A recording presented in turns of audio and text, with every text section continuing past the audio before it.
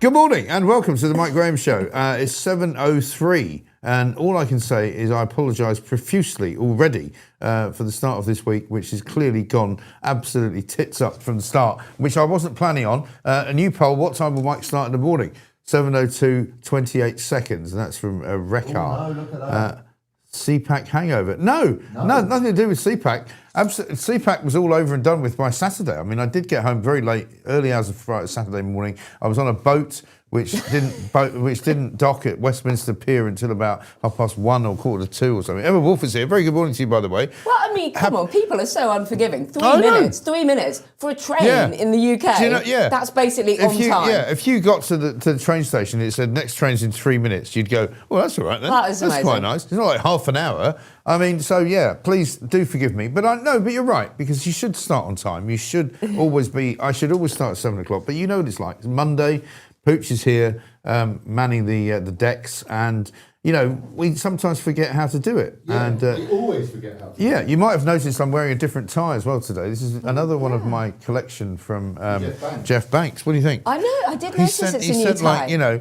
He sent me like 12 ties. Well, I have to say, you are clearly not a man who is short of ties. I'm not short of ties, no. But it's funny because I'm wearing them all different days. I mean, I'm really enjoying it. And you know, when I went out to go to the CPAC dinner on Friday night, I thought, I know I've got a pair of patent leather shoes somewhere, but I just don't know where they are. Yeah. And I looked through like the bottom of the wardrobe, you know, all that. Yeah. I don't know what's in there. I found my daughter's left some boots there. I'm like, crikey, you know. Don't wear ladies' boots. No, well, I can't get in them. Eventually I found them. And you know what? They were Jeff Banks' patent leather shoes. So there was a sort of synergy there. Well, I'm so glad that you mentioned the tie, because we have a new Prime Minister who is not going to... He's not going to wear a tie. Can we just be basic about this? What's a wanker? He doesn't want to wear a suit and tie. No. He doesn't want to live in the house that the Prime Minister lives in. Can you imagine going to a job interview and going, like, I don't want to, like, M&S. I don't want to wear the uniform. Yeah. I don't want to come and work in the store. I just want to work from home in my tracksuit bottoms, basically, Do you know and what my black T-shirt. I did a little piece to camera yesterday as I was walking around Victoria Station, because I went to another party yesterday afternoon, which is just great summer for parties for me.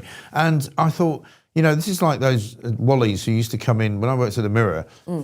That you start to notice people come in without ties on. They'd wear suits, but they would have a shirt but no tie. And they were generally people from the marketing department or, you know, the sort of PR department or the HR department. And they all thought they were terribly trendy and they go, oh, we don't wear ties anymore. And it's just sort of swept through the building and suddenly nobody was wearing ties. And then it goes to a T-shirt and a jacket, and then it's just jeans and then, whatever. I mean, can you imagine if Burnham goes to the White House and he does a Zelensky, where J.D. Vance says to him, you haven't even worn a suit to come and see the President of the United States of America. At least Zelensky was wearing his military fatigues for some reason. He was sort of like standing with I've been close to the front line and he has. Standing with the people of Ukraine. I just feel like, seriously, it shouldn't matter. And if people were running the country properly, maybe it wouldn't matter. But there's a real problem with Andy Burnham at the moment. He's been trying to get this. He's been trying to get this position for decades now. He's absolutely desperate to get into number 10. And he just can't be bothered, really. He just wants to do it his own way. And it's just stupid. It's almost like he's saying absolutely nothing and coming out and going, well, the thing is, it's not working for people, so we're going to make it work for them. Well, what are you going to do? How are you going to make it work? What exactly are you going to give us that's different? He literally has no clue. He's useless. He's had, I know people are saying, oh, well, you know, he doesn't become Prime Minister until Monday. Well, actually, frankly, he's had weeks, if not months, to talk to his colleagues. He's seen people in action. He should have his cabinet nailed on. You know, there are still senior members of the cabinet and allies of Burnham who do not know if they have a role in his top team as of today, as of now. So he doesn't know what he's doing. He doesn't have any policies planned. No. And already here's what we've got to look forward to. About him. He's making it all about him. And it's embarrassing. Here's what we've got to look forward to. We've got to look forward to Angela Rayner as being the health secretary, right? Sitting presumably in a canoe off the coast of Brighton, smoking a fag. Massive I don't mind if she smokes. I don't care, but... And drinking out of a bottle of wine. But it's not really a great look for the health secretary, is it, to be honest? And then, apparently, Ed Miliband is going to get foreign secretary, which will be a disaster. But he's also apparently bringing David Miliband back in some role, which will be really it's just bizarre. Pathetic, isn't it? Oh, and your favourite Mahmood, I don't say Mahmoud. Mahmoud, Yeah. as the Chancellor. Yeah, because obviously, clearly, female chancellors works really it has well. to be a woman now. It's got to be a woman, yeah. I'm not going to go into details, but clearly that part of the anatomy. And by the way, how about this? For a ridiculous idea, they're going to think about moving Rachel Reeves to defence. I know. Defence. No. Can you imagine? Rachel Reeves, Richard III in charge of the winter. Now is the winter of Caparisoned my horse. I have not been angry until this moment. I mean, what the hell is going on? I saw an old picture of the show. An old picture. I mean, you're only 6 months old. And there was a copy of the Rachel Reeves Richard III biography, and I thought, I miss her already. It was on the table. I remember every day when we would swear on the Holy Bible of the Richard III. I know. Our you know what we Chancellor. should do? Because this is brilliant. Over the weekend, there's been several things that have gone on, including, Andy Burnham being completely and utterly useless. Oh, here we are. Here it is, Richard III. Rachel Reeves. My life as Chancellor. The King's grave. Lovely. This was sent to us. Look, there she is. That's the official press photo. I miss her. I will now be in charge of the 6th Fleet or something. I'd like to say the 6th Fleet. We don't have a fleet. No. We haven't actually got any ships. No. We haven't got any submarines. We haven't got any aircraft carriers. We haven't got any guns. We haven't got any drones. We've literally got nothing. They don't operate in warm waters or cold waters. Have a look at this, right? This is my favourite clip of the weekend, and this is comparing Andy Burnham to David Brent. Check it out. In Makerfield, Orrell, Winstanley, Hindley, Blackbridge, Reading, Aldershot, Bracknell. I've got a Didcot, Yateley. I can play guitar. I can play guitar at a reasonably good level. Oh, David, you're a brilliant singer-songwriter. I got some hot love on the hot love highway. I left the north again, I travelled south again. Well, there's a bit of a Smith's lyric there for you. But money don't make my world go round. I'm reaching out to a higher ground. Is that a philosopher? Desiree. The singer. All our affiliated trade unions. There's only 7 on the board, isn't yes. it? So it's 5 out of 7. Now, 379 of our MPs. You don't need luck when you've got 71.4% of the population behind you.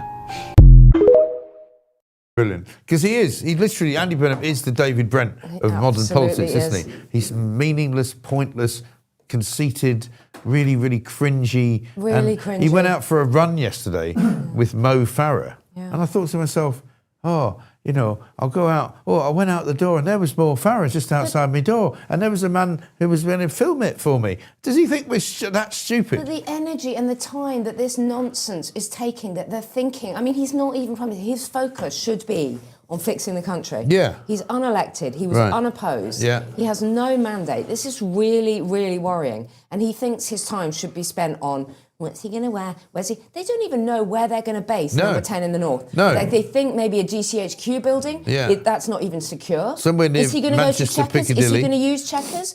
What is his idea? Is his wife coming to London or is she staying at home? Mrs. Van der Volk, or whatever her name is, the Dutch woman. What's she doing? What's going on with that? Well, you tell me. And is he moving his kids? I presume he's got kids. Has he got kids? No, I think he's staying in his house in Withenshaw. Right. I think that is the plan, isn't it? Okay. So he's effectively working from home. Right. The security team don't know whether he's going to keep getting the train down. It's a security risk for a PM to get the same train down to Euston every day. So he can't use the train. So it'll have to be a helicopter. Right. So how does that work with net zero?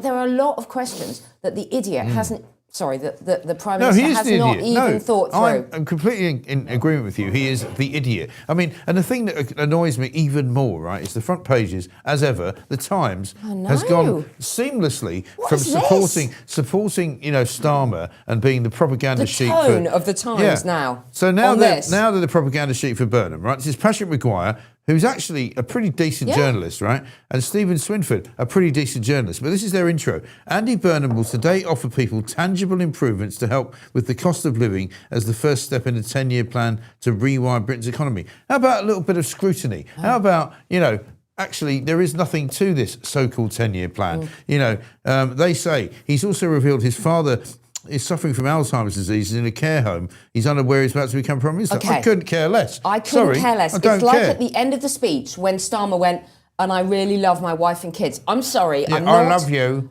Look, I love you. Have you ever gone into a work meeting No. and referred to how much you No. love your partner or your kids? No. I'm sorry that his father has Alzheimer's, but I do not care. I don't care. It's got nothing But that's the to number do. one. Yeah, that's the number one thing in the Times. Then he wants to find common ground with his political opponents. Okay.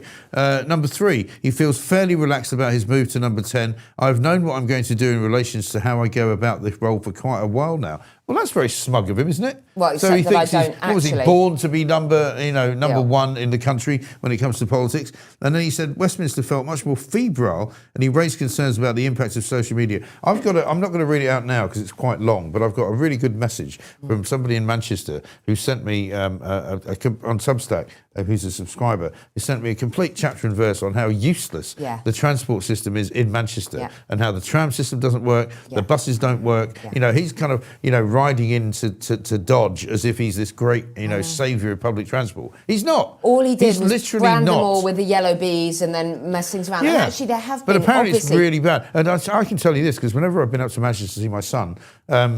It's always been chaos. You can't get from point A to point B. No. You end up having to walk everywhere because the traffic's that bad, right? So if that's his legacy, then the man is a complete and utter and there scumbag. have been economic improvements around Manchester and things, but many have pointed out that actually that was underway way before Burnham became, Greater Manchester Mayor. Right. I mean, the whole thing. He's I know. obsessed. No, we have nothing. Who has anything against devolution? That's great. I want a smaller state. I would much prefer everybody to have more local power and funding concentrated in local areas. Nothing against devolution. But what is this obsession with Manchester? I don't want Manchesterism shoved down my throat. Yeah, I know. I don't want it. Nobody can. It's another one of those things. How could you define Manchesterism? And even if you ask people from Manchester, they can't do it. No. They don't know what it is. No. And as for claiming that he's You from know, sort of Makerfield or Manchester, Wally's it's complete like nonsense. Terry Christian walking around going, "Oh, we love Manchester, me." We've got actually a poll which we're going to put up in a minute about, what do you think is Andy Burnham's favourite Mancunian song? Is it Stone Roses? Is it Robbie Williams? But can you just stop? Is it Oasis? Is it, Elbow, he did One Day Like This, which is a beautiful song, and apparently he did that for his Makerfield by-election video. Yeah, here we go. Absolutely ridiculous. Here it is. Best Manchester songs. Oasis, Shaker, it's actually Shaker Maker, but I've made it Shaker Makerfield. The Smiths, I Know It's Over. Stone Roses, I Want to Be Adored, which I think is probably his favourite. That's such an Andy song. And Take That, Rule the World. I want to be... So the Smiths, I Know It's Over, 36% is winning so far. But, there's nothing wrong with Manchester music, but he's now kind of ruining it. I saw people over the weekend saying, when he came out and danced to True Faith by New Order, people are going, actually, I now hate New Order. Yeah. He's made me hate New Order because he's such a wanker. That dad dancing. Because he really is. No, he needs to stop. Gyrating around like that. Why do they do it? And with his Why pint do in his they hand, think- look at me, I'm just an ordinary bloke from Manchester, me. You're not from Manchester. But it's even weirder than that. It's like what Angela Rayner does when she goes club it, when she has a DJ set in Ibiza. Yeah. We all did that 20 years ago. It's not appropriate now. Can I just say I didn't do that 20 years ago? Have you never just... I've never been to an Ibiza rave. I didn't. Have you never Would been you to like the to take me? Hacienda or laying on the top of the sound speakers? And No. But that's fine. That's okay. Whatever No. you did in your youth.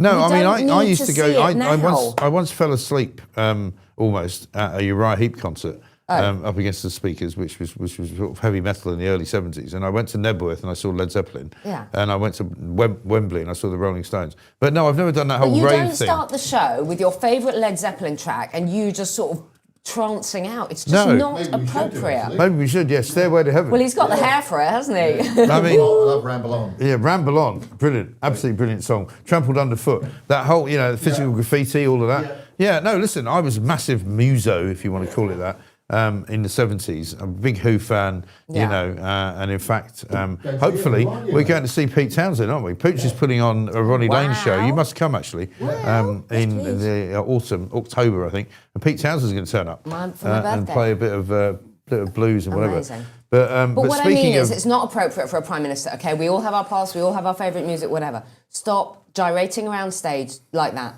and also, it's kind of embarrassing dad vibes, isn't it? Imagine if you're one of Massively. his children. It's the dad because he's not dancing. that young, is he? He must No. be 50. He's born in 1970. Okay, so he's 56. 55, 56. So he's not a young man. No. So he should not be trying to make out that he's this kind of cool dad, cool super centrist. He is kind of centrist dad, isn't he? I mean, Yeah. except that he's more dangerous than that because he's actually more left wing.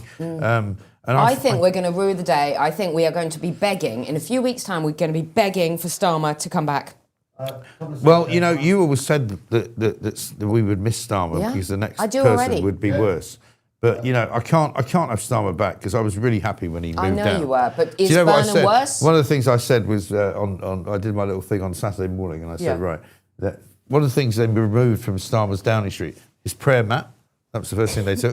You know, then his collection of women's shoes, which I don't know whether he has, but you know, his women's clothes that he took as well. His burkini as well. Yeah. I know you've got some personal grief to share on that. I can't. and also his abacus, which he's taking with him. You know, and all the other Taylor Swift, his keffir memorabilia, his keffir, his memory, and all his little gifts from Zelensky and Macron. They give little the Legion d'Honneur that you got, the Napoleon thing, and also he got another one from Zelensky as well. Yeah, so absolutely ridiculous. I mean, who knew if you came around with 10 billion each time that you'd get the Legion d'Honneur? Yeah. Also, if you look at who else has got the Legion d'Honneur, there's a whole load of there's terrible people in there, murderers. But he's the only prime minister who's ever got one while he was a serving prime minister. But he'd literally just given Macron or the EU of our money, by the way. I don't know how that legitimacy.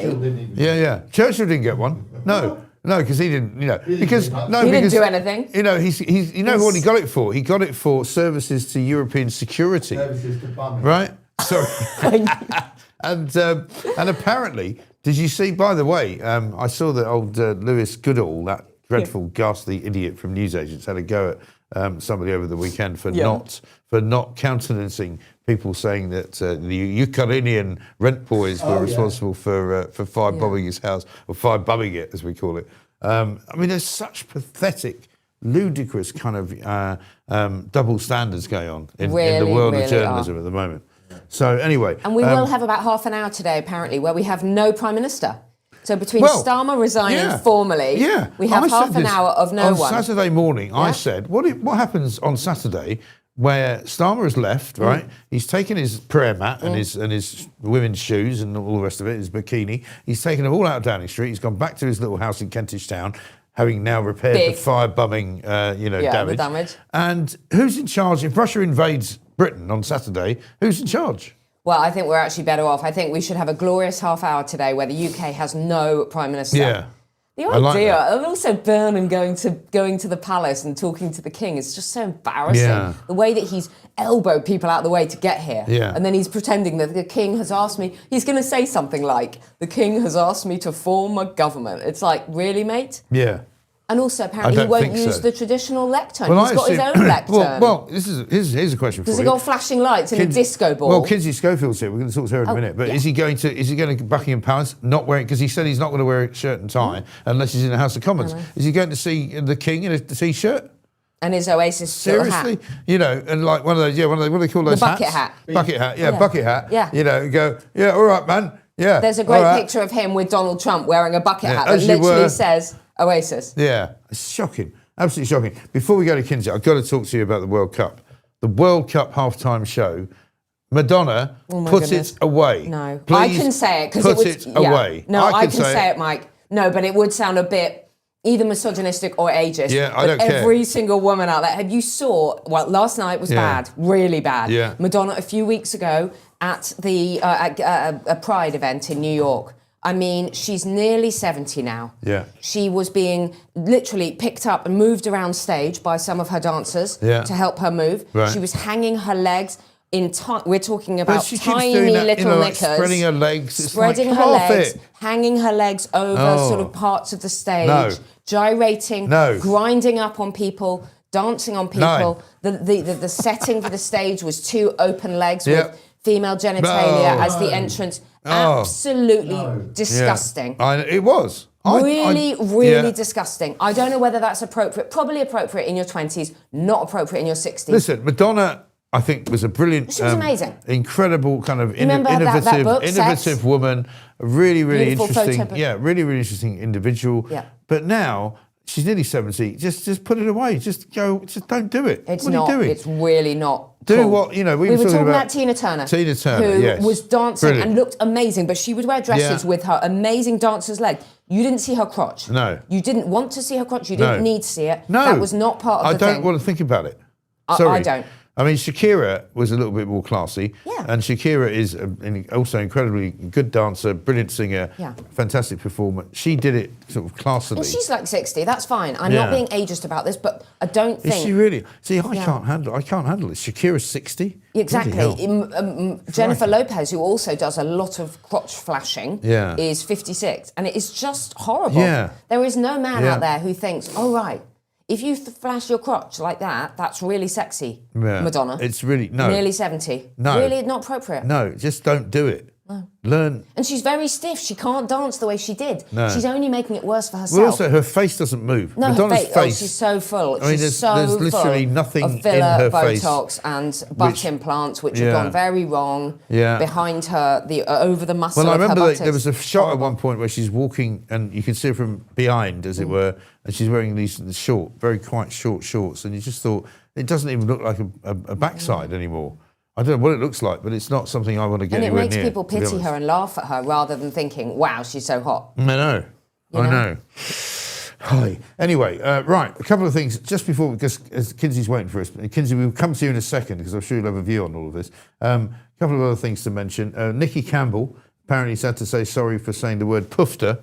Why? What's wrong with saying the word poofter?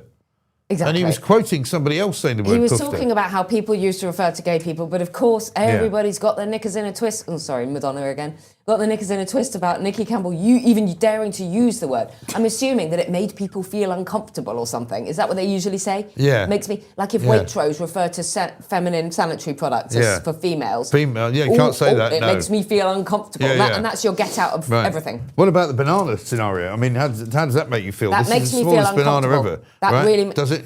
It is. It triggers me, Mike. Does it? I've got this from Cliff, who says, Emma Wolf talking about crotches, what a way to start the week. Sorry. It's not bad, is it? It's great. It's ridiculous. The whole situation that we are now finding ourselves in is crazy. And also, I've got to ask you about the BBC, have you seen it, the BBC self-congratulatory video, which we haven't got time to play, we'll play it later. Romesh Ranganathan, or whatever. He's not your favourite, is he? No, he's not my favourite. No. He's done a remake of the John Cleese, What Have the BBC Ever Done For Us? And it's shit.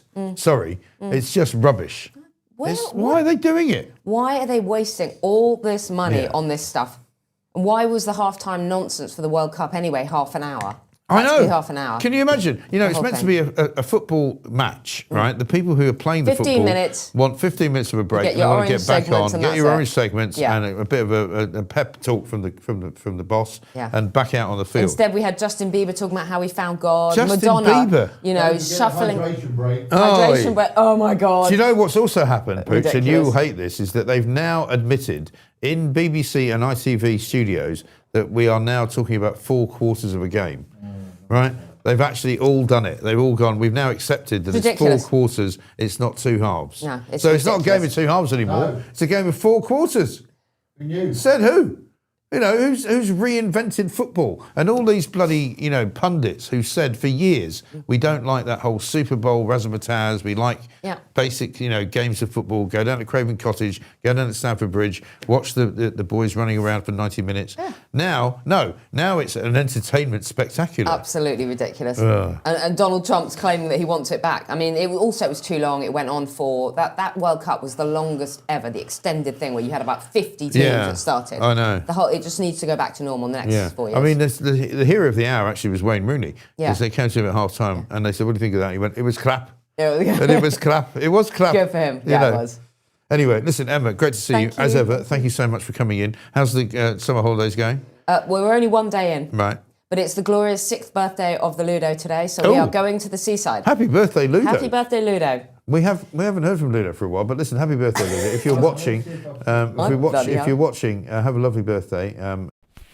The Mike Graham Show is smashing it all over the airwaves. Quite right too. What a beautiful amazing. boy he is. Thank you so much. Have a lovely day. Yeah, we Great will. to see you. Emma Wolf there, talking about crotches, as Cliff said, not the way we expected to start the week, because we've got a new Prime Minister coming in. Let's go to Kinsey Schofield, who is waiting very patiently for us. Kinsey, very good morning to you. You know, I felt like after seeing Madonna's vagina, I needed Justin Bieber singing about Jesus.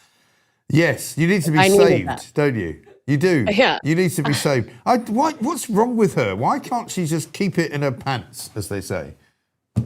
I mean, clearly she's having a hard time aging. It's killing her that she is aging, and that there's all these, new up and coming pop stars that are basically copying her playbook. And I just think she's desperately trying to remind us that she still exists, but she's not doing it gracefully. There are other people that have aged with their careers, or that have just kind of accepted that you have to pivot. And Yes. I love those. I feel like I can still listen to, like, well, no, that was I almost said Shania Twain, but every once in a while we get a crotch shot from her too. Yeah. Reba, some people like that just have accepted that we all age, and it's okay. It's okay. I mean, I think Madonna, I used to love Madonna. I think she did some incredible things, very innovative, very, different, challenging people. I didn't like the sex book, but, you could see what she was doing. And she also, you didn't mind seeing her naked at that point. But the point is that, there comes a time in everybody's life, and I don't say it's just a female thing, it's a male thing as well, where, I'm not going to come on and do this show without a shirt on. Pooch would probably object and would probably say, you understood that. And why the hell is there nobody telling her? Oh, because when you have that type of money, you're surrounding yourself by yes people. And she's just surrounding herself by people that are like, that's a great idea. But, don't knock the sex book. We got to see a little bit of Vanilla Ice, a little bit of Dennis Rodman, I didn't notice those people, I'm afraid. Sorry. That was not in my wheelhouse, as we like to say, Dennis Rodman. Whatever happened to Dennis Rodman? He wasn't there last night, was he? Still crazy, still a wild man, I think. But I think he actually has accepted that he's an older person, and is not trying to chase youth the way that Madonna is. Right. Yeah, he doesn't need to have the red or the green hair, and he doesn't have to pretend to be from another planet and all of that sort of thing, We leave that to Andy Burnham, who is, of course, a man of a certain age who should not be wearing a T-shirt. I don't know what your view is as a woman, but Andy Burnham has declared that he will not be wearing a shirt and tie unless he's in the House of Commons. I find it inconceivable that he will go and meet the King today without a shirt and tie on. You know what I was thinking while I was watching the World Cup was that everybody was dressed, they were dressed chic, but they were also dressed for the weather, except for David Beckham, who I thought looked so chic in his suit. Yes. And I thought, what an important branding moment for him. While all these other, big Hollywood hotshots and superstars are dressed in their polos or whatever, they look sharp but casual. David Beckham is reminding us all that he is a boss, that he is an entrepreneur, that he is important, that he is, a force to be reckoned with, that he is, he's an authority in this space. And to your point about the prime minister potentially rolling up in a T-shirt and, cargo shorts. I mean, I don't know. This guy is looking pretty squirrely to me. It does make you think, how are we supposed to take you seriously? This is your first day on the job. I mean, in general, I think he should always dress in a suit and tie. He should always he's representing your country. You want other world leaders to be intimidated by him, to be to respect him at the very least. Absolutely. Walking around in your pajama pants is dress for the job you want, not for the job you conveniently fell into, buddy. Yeah, exactly right. And don't sort of reclaim something which has been going on for a very, very long time for some kind of, local community school type attitude. That's not what you're doing. You're the Prime Minister of Great Britain, and therefore you should dress to be the part. Imagine if he goes to the White House like Zelensky did, without wearing a suit. And quite rightly, J.D. Vance or somebody else will go, you haven't even had the respect to actually dress for the important job that you've got, and that is actually ridiculous. Yeah, no, I totally agree. And I mean, the king I actually think that Prince William, we see kind of guilty of this sometimes. He always looks very handsome, but he doesn't always wear a tie, which I think when he's standing next to the Princess of Wales, Catherine, and if she looks gorgeous, she and always gets it right, doesn't she, in terms of how she dresses? she does, and I also think that she's unfairly picked apart. And then there's William that refuses to put a tie on. It's almost like meet her where she's at so that she's less criticized, in my opinion. That's like the only critical thing I can say about that man, though. Otherwise, I think he's almost absolutely perfect. Yes. But I just think that would be totally disrespectful to roll up to meet the king and introduce yourself in this role for the first time and not be prepared. And, you need preparation is wearing the appropriate wardrobe. Yeah, absolutely right. And I mean, like, I went to a party yesterday, and it was in a home of somebody where I'd never been before, former Tory MP. There was going to be lots of other kind of MP types there, important people, blah blah blah. And I thought, and I was getting ready to go, and I thought, should I wear like a Hawaiian shirt and a pair of shorts? And I thought, well, no, I should wear a suit. So I wore a suit. And I figured, if I get there and everybody's in shorts and t-shirts, then that's fine. But if I got there in shorts and a t-shirt and everybody else was in a suit, I would feel ridiculous. And that's, I think, the difference. You have to go with the suit if you want to be taken seriously, I think. Well, and when we went out last week or the week before, I don't remember when, that you messaged me and said, what should I wear? Like, it was very clearly important to you that you were dressed appropriately. And I think that's just being a courteous individual, which I think is something we lack in society in general. And it was a lot hotter. It was a lot hotter that night as well. And I was like, okay, I'll wear a suit. And so I did, and it was fine. Yeah. But what we expect to happen is when a prime minister decides to resign, they request an audience with the king or the queen, in this case, the king, obviously. And during that meeting, they formally tender their resignation. The sovereign accepts it. There's no practical option to refuse. The king might say something along the lines of, I accept your resignation, thank you for your service, or I am grateful for your service to the country. The wording is never scripted, and Buckingham Palace does not release transcripts of these audiences. You'll remember one of the last images we have of Queen Elizabeth is saying goodbye to Boris Johnson and hello to Liz Truss, although that was pretty brief. And then the next step is that traditionally a prime minister is elected. So I don't know how this technically works, since this is a unique situation.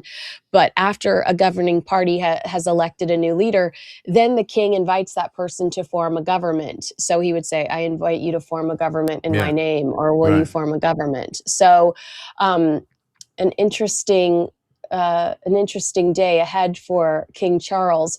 I think that they're supposed to kiss your hand, which I'm curious to know if they still do that. But I think that the king is likely disappointed. I think he liked Keir Starmer, but I also think that it's kind of a black eye on the UK. It is, because it looks, I think, rather ridiculous. And as Americans that I meet from time to time, including yourself, are learning, when they go, what's going on with Britain? Why is it becoming this really kind of weird country where, there seems to be no freedom of speech, where there doesn't seem to be any protection for the indigenous population. There seems to be an invasion going on from all sorts of parts of the world. And Americans are becoming very conscious of that, I think, aren't they? I mean, since I've been covering the royal family, you've gone through 1, 2, 3, 4, 5, at least 5 prime ministers that I'm aware of. That's wild to go through so many individuals. Also, looking back on why you lost Boris Johnson in the first place, I'm amazed that he had to step aside for a cake. When I watched what was going on with Keir Starmer, thinking he has to resign now. I mean, the buildup to Keir Starmer's resignation compared to why Boris Johnson had to resign was unreal. Rape game scandals and the migrant crisis just getting worse and worse, and so many U-turns. So it is something that we're hyper aware of in the United States. Not that we're any better, but I do think that as somebody that is absolutely in love with your country, I hope and pray that things improve, and I'm not convinced that they will under this individual Burnham. No, I think you're absolutely right. Although there is, of course, the conquering hero that could return and save us from ourselves, and that would be Harry, the Herbert, as I like to call him, formerly known as Prince Harry, who's apparently said over the weekend, I love your facial expression, it's great. Can we capture that, please, Pooch? Because he's apparently said that he wants to spend more time here with his children, and he wants to bring them to Britain more often. I mean, really, does he? Yeah, and you're like, could you not? Well, this is, speaking of U-turns, this was called like a Megxit U-turn, is I believe what the headline was in the Daily Mail. And Harry and Meghan trying to reverse this decision to flee the country because the American dream has not worked out for them. And Harry is just utterly devastated that he's basically been rejected here in the States. And one source said, and I haven't really spoken about this line yet, but I think it's one of the most important lines, is that I don't think he's ever wanted to be estranged from his family. I think when he was madly in love with Meghan, he could be blind enough to choose her. Now things are different and the veil is lifting. What does that tell you? It tells me that everything's not hunky-dory at home. Right. If somebody is saying that the veil is lifting and he is seeing things in a different light, it's that things aren't as perfect as they want us to believe that they are. He was alone in New York last week. He showed up for a Time 100 sports party by himself, did a speech by himself. If my husband, my hypothetical husband, was to win an award, I'd want to be there by his side, clapping for him, celebrating him. And she was completely MIA as he made a fool of himself in the UK when I was there and lost that court case. Yeah, absolutely. And also, not least, shall we, I would imagine, ask the question, she won't be happy about all the money that's going to cost, because he may not have to pay all of the 60 million. He may have some insurance. He may only have to spend a few million quid, but he'll have to spend a few million quid, and she won't be happy about that. Let me tell you, and I'm going to read you an email I got from one of my sources right now about that exact thing. Right. So my source says, I was just told by a lawyer friend who's very close to the inner circle that Harry and the six are sweating badly.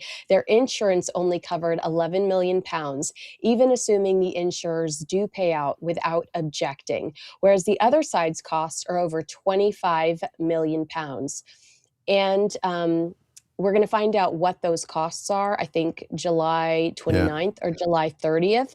But also, according to this, the lawyers for Prince Harry were so confident in their victory that they had entered into a no-win, no-fee agreement, which means that they've just worked the last 4 years for free. So a pretty tough time for Harry and co. if this is accurate. And I believe my source. I think that that's probably true, that they are worried about having to afford that unbelievable payment. Because it is a massive amount of money, and no matter how rich you are, even if you're Elton John, you're going to go, crikey, I'm going to have to start circling the wagons here and, pulling some money from there and pulling it from here. That is not a pleasant thing. And I'm pretty sure that Harry has maybe, if he's lucky, 20 million left in his trust fund. So if he has to take a £10 million hit out of that, he's not going to be happy, and she's going to be even more bloody unhappy. Because we know that there are, according to reports, millions of dollars worth of loose fruit spread just sitting in a warehouse, not being sold, not moving. I think that they said it was like $5 million worth of product that hasn't been sold yet. And it costs Harry millions upon millions of dollars a year to just to pay for his own security, his own private personal security in the United States. I doubt that even includes international travel. Yeah, no, absolutely. Incredible. Kinsey, you're getting a lot of love on this side of the Atlantic, as I'm sure you know. Hopefully we'll see you back here soon at some point. You look amazing, because I know it's late there. And the World Cup is finished, so you're going to have to find something else to do in the evenings now, I'm afraid. What am I going to do? Probably back to my murder documentaries, Mike. Yeah, well, absolutely right. Great to see you, Kinsey. Thank you very much indeed. Kinsey Schofield there, the royal expert. Beautiful to see her at this time of the morning. What a way to start the show. Emma Wolfe and Kinsey Schofield. Absolutely brilliant. We've a couple of super chats. Here's this one from Loyal.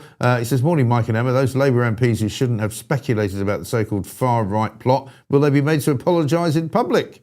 Well, that would be nice, wouldn't it? You know, the trouble is, they don't apologise for anything. Blue Monday, Baldrick, Burnham, I have a cunning plan, socialism, knob of Tit North, says Chris. He is knob of Tit North. He's not going to wear a shirt and tie because that's all what they do in the south, you know. I come down from Tit North, I've got my pint of Boddingtons, and I'm going to put me flat cap on, and I'm going to bring me whippet, and I'm going to go and see that king, Tit King, down in the south. I'm going to tell him he should get a castle up in Tit North, maybe in Castleford, where we've got castle in the name of the town. That'll be great, won't it? I'm just an ordinary bloke, me. I like Oasis, have I ever told you? I like the Smiths, the Stone Roses as well. Take that, not so much because they're not that trendy. But, you know, Robbie Williams, he was at the World Cup singing at the half-time show. I mean, you know, just ridiculous. I'll tell you what I have got. One from Barry, who says, I was there at Led Zeppelin in 1979, Nebworth as well. Yeah, what a great show. Were you there? Yeah, I was there. Were you there? I went with Leighton McAndrew. Wow. So do you remember the polka dot shirt that Robert Plant wore? It was so cool. Yeah, I saw it cool. On YouTube. I think still, I mean, my son watched it on YouTube, and I was there, and he was like, no way. And then we watched it together, and it gave me chills. Yeah. You know, because it was such a great day out. Simon Kilford, thank you very much indeed. Super chat, very kind. I'll tell you what I've got, Pooch, before we talk to our next guest, who is Mark Littlewood, and we're going to talk about the football. But this is it's a slightly longer than normal message, but it's from one of our Substack contributors, one of our Substack subscribers. Yeah, do, because it's long enough. And it's from Big Blue, right? And Big Blue says this: Burnham's Manchester public transport muck-up. You're missing an almighty Burnham muck-up going on at this very moment in Manchester. People are livid about it. His biggest claim to fame in Manchester is improving public transport. It is a shambles. The Manchester tram system is undergoing massive improvements. This involves the closure of some lines for months. Unfortunately, how Burnham's administration have dealt with the problem has led to widespread and massive anger amongst Manchester commuters. You don't hear this anywhere else, right? No. You don't hear the Times doing this story. You don't hear the FT doing it. You don't hear the Daily Mail doing it. This is what's really happening. The Chester-Manchester rail service that could have taken some of the load is so rammed that many of commuters can't even get on it, right? Widespread and massive anger among Manchester commuters. Why didn't Burnham get the rail service to increase the frequency from one train or two carriages per hour to 4 trains of 3 carriages per hour? The bus replacement service is a complete joke. For example, Altrincham to Manchester tram line runs parallel to the A56 road and is about 200 yards apart. You'd think the bus replacement service would just go up and down the A56. Wrong. The bus now weaves its way around the small roads of South Manchester so it can stop at the actual tram stop that's no longer in use. What's worse is that the commuters have to actually go down and up the stairs onto the tram platforms to tap on and off with their card instead of Burnham's buddies providing temporary taps on machines at street level. The trams used to run every 6 minutes and the journey from Altrincham to Manchester took 25 minutes. The replacement buses, however, are supposed to run every 8 minutes and in fact they run in practice every 15 minutes because so many are cancelled, and they take at least 90 minutes and sometimes 130 minutes. The national media are missing the damnation of Burnham's supposed success in Manchester. Don't let him get away with it. Well, isn't that interesting? And I've said this before. There are so many, you know, this whole nonsense. Like, look at the Times. The Times front page is an homage, literally, to a bloke who has literally stolen the Prime Minister's job in this country. He's going to be declared the Prime Minister today. Keir Starmer left the building on Friday. Like I said at the weekend when I was doing my little walk and talk video, I don't know who's in charge. For example, if the Russians decided to launch an attack on us right now, right? This message time at 7:47 in the morning on Monday. Who's in charge? Is Burnham in charge? No, he's not the Prime Minister. Is Keir Starmer in charge? No, he's not the Prime Minister. So who's in charge? David Lammy. David bloody Lammy. According to the front page of the Times, Andy Burnham will today offer people tangible improvements to help with the cost of living as the first step in a 10-year plan to rewire Britain's economy. How's he going to help us deal with the cost of living? What's he going to do? Is he going to make people reduce the price of beans? Is he going to make people reduce the price of bread, milk, garlic, I don't know, tomatoes, lettuce? Whatever you eat, is he going to reduce the price of it? Is he going to make it cheaper for you to get from point A to point B? Is he going to make it easier to drive your car? Is he going to reduce fuel tax? He's not going to do any of those things. How on earth, that's a good one, isn't it? But Burnham's having his new own festival called Dobbsworth. But, you know, how's he going to reduce the cost of living? I don't think he is. So the Times, once again, guilty as charged of being a mouthpiece of propaganda for the Labour government. I don't know what Tony Gallagher's thinking. Tony Gallagher's the editor of the Times, right? And if he was sitting here right now, I would give him a slap. And I would say, Tony, what are you thinking? Tony, I happen to know very well, is a decent guy. He's quite right-wing. He was once editor of the Daily Telegraph. He's been senior executive on the Daily Mail. This man is not a lefty, but he's surrounded by lefties. He's surrounded by people in the Times who are all this lanyard class that I talk about, who all think they know better than everybody else, but who haven't got a bleeding clue about ordinary life. Let's talk to Mark Littlewood. Oh, look at this. Carl had his beer goggles on. After 5 pints, I enjoyed Madonna. Carl, have you gone mad, mate? Yeah, you need to have another 5 pints after that, so forget about it.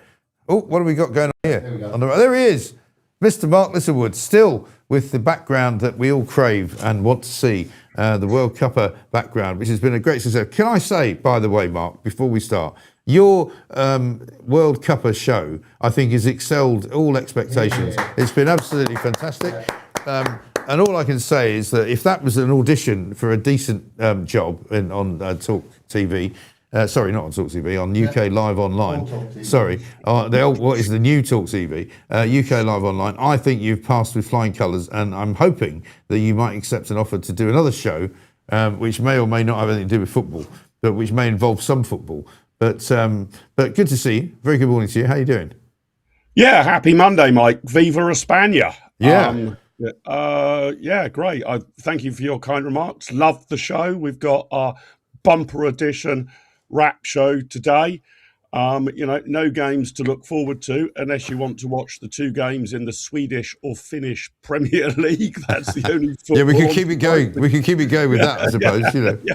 It might be a bit of a smaller audience for that one, but football is 24/7 now. Look, I'm just delighted that Spain won the World Cup. It was vital for football that they did. There were 2 matches in this World Cup that were vital for football, put aside our own preference for England. That was Spain beating Argentina in the final and Belgium knocking out the USA after the political intervention over the USA player. And, of course, we had that, all right, slightly pointless, but absolutely brilliant England-France match. Who knew England could play such dramatic, fluid, attacking football? Absolutely wonderful. I don't know if it was you. I don't know if it was you that posted this. I can't remember, but somebody posted something very funny. What a complete piece of tactical genius by Thomas Tuchel to lose to Argentina in order to completely humiliate France. Yeah. Well, the other conspiracy theory was that when we were 4-0 up, we were determined to make sure that Messi didn't win the Golden Boot. So we thought we could easily allow Mbappe to score a couple of goals. So he walks away with the top goal scorer thing as well. Right. So look, I wish England had won it. It's a game of inches, but we've done quite well. That's our highest finish since 1966, coming 3rd. And I'll look to any football fans in the chat to contradict me, Mike, but I've looked through the records. It's also the first time England have beaten a top 6 team at the World Cup since 1966. Wow. And I mean, it has been, you asked me on Friday when you were kind enough to ask me on the show, I think my predictions were entirely incorrect, but I think I said Spain were going to win overall. But and it's you actually predicted been extra time, Mike. You predicted extra time. I mean, it has been a much better and more enjoyable tournament than I thought it was going to be. And I'm sorry it's finished, to be honest. Yeah, I'm completely with you. I mean, I think the only slight disappointment was the final was not exactly a rip-roaring occasion. You really want to cap off the World Cup with a kind of 3-2 or a 2-2 and it goes into extra time or something like that. So it's always a little bit disappointing where you get a kind of ground out 1-0 in the World Cup final. But, I think every Englishman was cheering on Spain. The tournament as a whole has been fantastic. It's been the World Cup I've enjoyed most in my lifetime. I started watching in 1978. Yeah, easily the best. In terms of excitement, the quality of football, we had 1 or 2 upsets. We could have, to have made it a 10 out of 10 World Cup, we needed 1 or 2 other upsets, something like Egypt knocking out Argentina, which they should have done. And we needed a final that was a bit more like the England-France game rather than grinding out a 1-0. But I am just so thrilled that Argentina did not win the trophy. So delighted. Well, their behaviour at the end was shocking, wasn't it? Absolutely shocking. And what will happen to those guys? Yeah, well, I mean, there will be a FIFA investigation, but good luck with that. One of the comments that I saw on social media when they finally got round to doing the medal presentation and the trophy presentation, Mike, was, of course, the referees and the 4th officials and the assistant referees all get medals as well. They get gold medals. And somebody said on social media, why weren't they given silver medals like their Argentinian teammates? So somehow or other, Spain overcame what does look like an extraordinary disadvantage. I mean, you can put it down to luck or coincidence if you want, but Spain should have won 1-0 in normal time. There was absolutely nothing wrong with Nico Williams' goal. Is there any credibility to that accusation, do you think, that there is a kind of FIFA protectionism, if you like, of Lionel Messi, because they see him as some kind of, a lightning rod for the sport's kind of ability to make money? Yeah, I wouldn't go quite that far in that I don't think it's a full-blown conspiracy with referees, being told to act differently with regard to Argentina or Messi. But look, you get the same thing in domestic football, Mike. Very often, teams like mine, Southampton, will always say, look, the bigger teams like Manchester United and the bigger players always get the rub of the green. So I think it's more of a subconscious thing.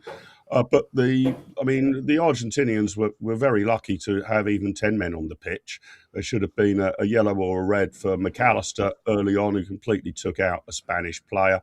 That was their first red card for Argentina in the tournament when Fernandez was sent off, which really did turn the game.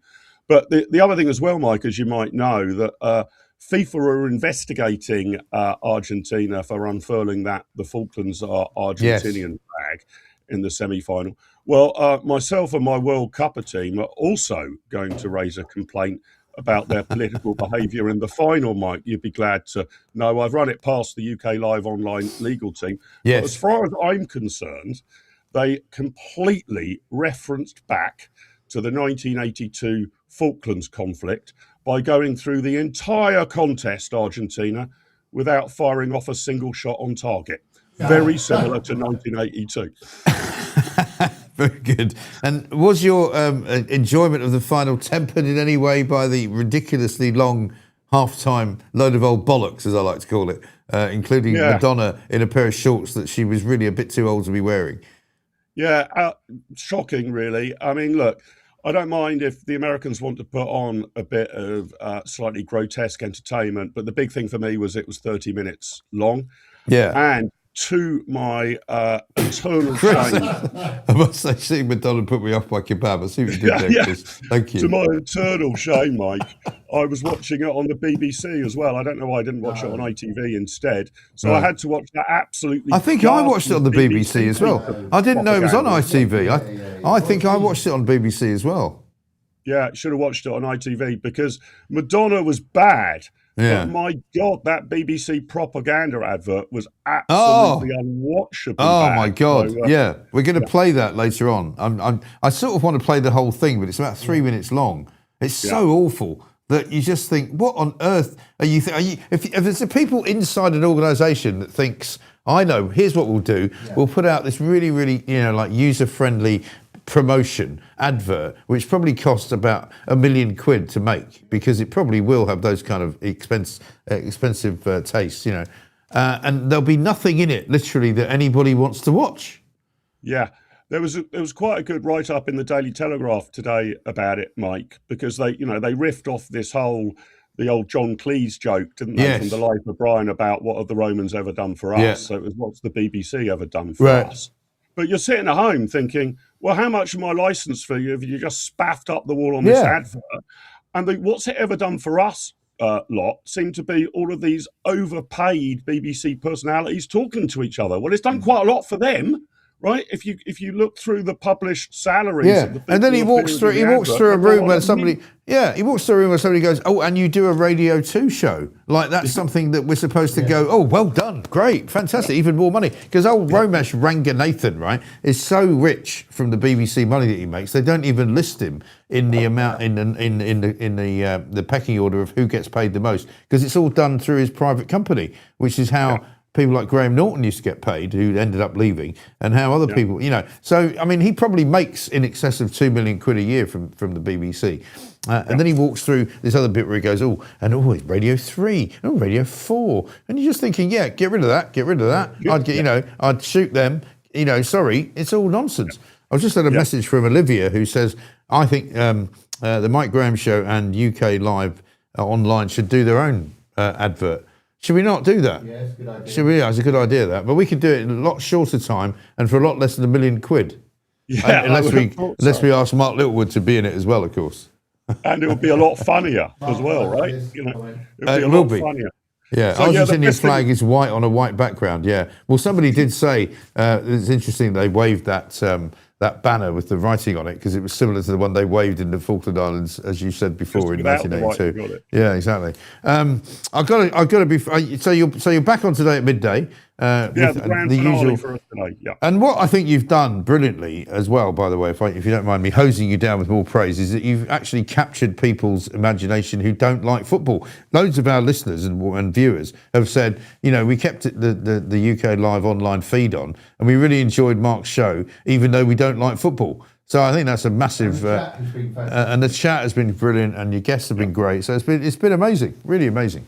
Well, thanks, Mike. Well, we always wanted to take a kind of sideways look at the game, right? We've tried to put in some stats, but have a lot of fun as well. Because I think even people who don't follow football, feel that they, want to take a bit of an interest in the World Cup.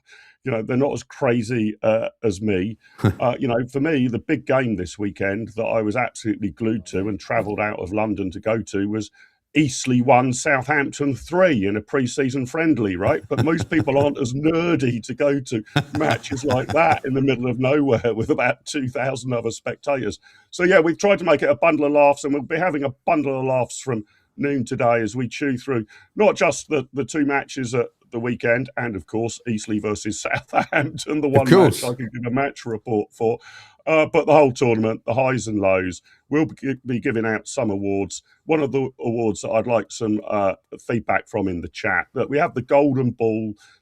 We have for the best player, that's gone to the Spanish captain, Rodri. We have the Golden Boot. We have the Golden Glove. But I'm chewing over today who should get the golden scissors for the most stupid haircut in the World Cup. And there's quite a few nominees for that. So I'm very interested in hearing. I've actually, Donald, our friend Donald McLeod in Scotland has sent a great picture of the trophy, which supposedly was a blow-up version of the trophy, which is not blown up and unfortunately looks rather like a bell end. There it is. And he's wondering if that's the biggest bell end of the World Cup, which we could offer. But also, I can't let you go without the latest piece of Times propaganda this morning. Burnham's 10-year UK plan, according to them. This is the best headline they can think of doing, where it says, Andy Burnham will today offer people tangible improvements to help with the cost of living as the first step in a 10-year plan to rewire Britain's economy. Well, that's all very nice and friendly and lovely, isn't it? Exactly what is he going to do to make it cheaper for me to go down the shops and not spend so much money? Yeah, very good question. So this is why I think this is all going to collapse pretty quickly, Mike. I write a political betting column. My political betting's been rather more successful than my football betting over the last 6 weeks. Yeah. I think Burnham will be the most unpopular man in Britain by the end of the year. I think if there is any honeymoon at all, it will be really, really short. There is no change of strategy from Starmerism, right? And what didn't Starmer have a 10-year plan about 6 weeks ago? Oh, yeah. He said that he would be here for 10 years and he wanted to not only stand in the next election in 2029, but he was looking ahead to another 5 years beyond that. And you're kind of going, really? Seriously? Yeah. Sorry, mate. So And the recipe is going to be identical to that practiced by Starmer, isn't it? I mean, it's just going to be Starmerism with a T-shirt and an irritating kind of northern smile, basically. Yes. It's going to be higher tax, more role for the state. So these people believe that the government can spend money more wisely than individual men and women can. It's going to be higher regulation, more money wasted, more and more debt, not fixing the underlying problems facing the economy and society, no plan on immigration from what I can judge. So everything will gradually get worse. And the Burnham's hope, the Labour Party's hope, seems to be that if you just do that with what people call better comms, I don't know, can Andy Burnham sing or dance better than Keir Starmer? Then it will somehow make a difference. But it won't. People want a change of policy and a change of direction. That's not on offer at all. And you've got to get spending down so you can get tax down. You've got to get regulation down so businesses can breathe. But Andy Burnham is going to take us in completely the opposite direction, calling it Manchesterism, but basically it's just socialism. Yeah, socialism, I think, will do it for me, which means none of us are going to feel any better off. We're all just going to get a lot poorer. Shocking state of affairs. Mark, listen, good to see you. Great to have had you doing all that wonderful work over the course of the last month or so. Look forward to 12 o'clock today and the Mark Littlewood World Cupper show, the final one. I don't know what happens after that. I have to talk to Pooch. We're going for a drink on Friday. Oh, we're going for a drink on Friday? Okay. All right. Sounds like a plan. Mark, good to see you. See you soon. Mark Littlewood there from the IEA, now, of course, from Popular Conservatism. Brilliant man. He's done such great work, because so many of you are messaging in to say, I don't even like football, but I used to watch Mark's show because it was funny. It is. Coming up to 5 minutes past 8, we have got, I think, a whole host of people coming up, including Paul Scully, who's coming on the show for the first time, David Bannerman, who's defected from the Tories to Reform, Colin Sutton, who won, by the way, on Thursday to become the Crime Commissioner for Norfolk. We've got Jessalyn Kane coming in. Alan Duncan has got another documentary show out about the Yazidis and how they were terribly treated by the Syrians and by the Iraqis and all of that. We've got so much going on. And also, loads and loads of you want to get involved. And so do continue, please, to get involved as well. Let's get some news, shall we? With I don't think we've done it yet, have we? No. With Edward Hughes. Good morning. I'm Edward Hughes. The Knob of the North is set to enter number 10 as the new Prime Minister, promising a fresh approach focused on cost of living help, regional regeneration, and breaking from Westminster traditions. He faces immediate challenges on defence spending, energy bills, immigration, and North Sea oil policy amid pressure from the US. In crime news, police have named and pictured suspect Joshua Kerry in the targeted murder of former politician Anne Widdecombe at her Devon home. Counter-terrorism officers are investigating possible motives. Economically, the UK has seen modest growth, though property prices are feeling the heat from the World Cup and weather. Other notes include cabinet speculation, calls for stronger defence, and international ripples from US actions in Iran, and those big baby Argies lost to Spain in the World Cup final. Gotcha. Laters, Tigers. This video is sponsored by Tally Money. I'm delighted to be joined in the studio by CEO and founder Cameron Parry. Cameron, very good morning to you. Nice to see you. Tell us what Tally Money is. Well, at Tally Money, you get a savings account powered by gold. So we give you a sort code and account number in your name, just like a normal bank account, but instead of sitting in pounds, you now have milligrams of gold that we brand as Tally. Okay. And how does it actually work sort of day to day? Do you check the gold price every day? Do you need to do that? How does that? We use the spot price, what's called the spot price in gold, and that updates every minute. It's a live price. We don't charge any premiums or FX margins on anything on that. You just go about your day as though it was any other mainstream foreign currency, except that you see all your transactions in real time and you're not getting charged international transaction fees and things like this. Okay, so if I move some of my money into Tally, because I've just opened an account, what happens to it? And is it one of those things that I'll just be watching all day to go, ooh, look what's happening today? You might do, but you've probably got better things to do with your time, to be honest, Mike. I don't actually think about the little movements in price, because I know over time that on average it goes up more than 12% per annum, and it has each year for the last 10 years. Bank savings products or current accounts just can't compete with that at all. But the main thing is my money's sitting there. It's my direct ownership of an asset. When I use my Tally card, in London to buy a cup of coffee, the merchant still gets pounds. Yeah, okay. To find out more about Tally Money and for a special offer for viewers of the Mike Graham Show, simply scan the QR code or click the link in the description right here. Welcome back to the Mike Graham Show, 7 minutes past 8. We're here, of course, every weekday morning until 10 o'clock from 7 sharp, or usually from 7 sharp, 7:03. 7-ish, yeah, whatever you can get there, basically. Kelvin McKenzie coming on at 10 o'clock, of course, with his great show. I'll be talking to him coming up just after that, of course. And then Mark Littlewood with his World Cup show. I'm delighted to say now, though, we welcome a guest that I used to get all the time on my old show on Talk. Paul Scully is here, former Tory minister, former Tory MP, London minister indeed. Paul, good to see you, man. Great to see you, Mike. Really good to see you. Very nice to have you on. We've got to kick off with old Sadiq Khan, haven't we? Or Lord Khan, as he's now become known. We actually found a clip, and I'm sure you've seen it before. I'm not sure, we probably don't have it today, but we found it last week, where he wanted to do away with the House of Lords and abolish it, like all good socialists. And now apparently he's not going to say that because now he wants to become one of them. You give them a little bit of ermine, you give them a bit of the niceties in life. I think it's like Animal Farm at the end, isn't it? When they all sitting there enjoying the wine and food and what have you.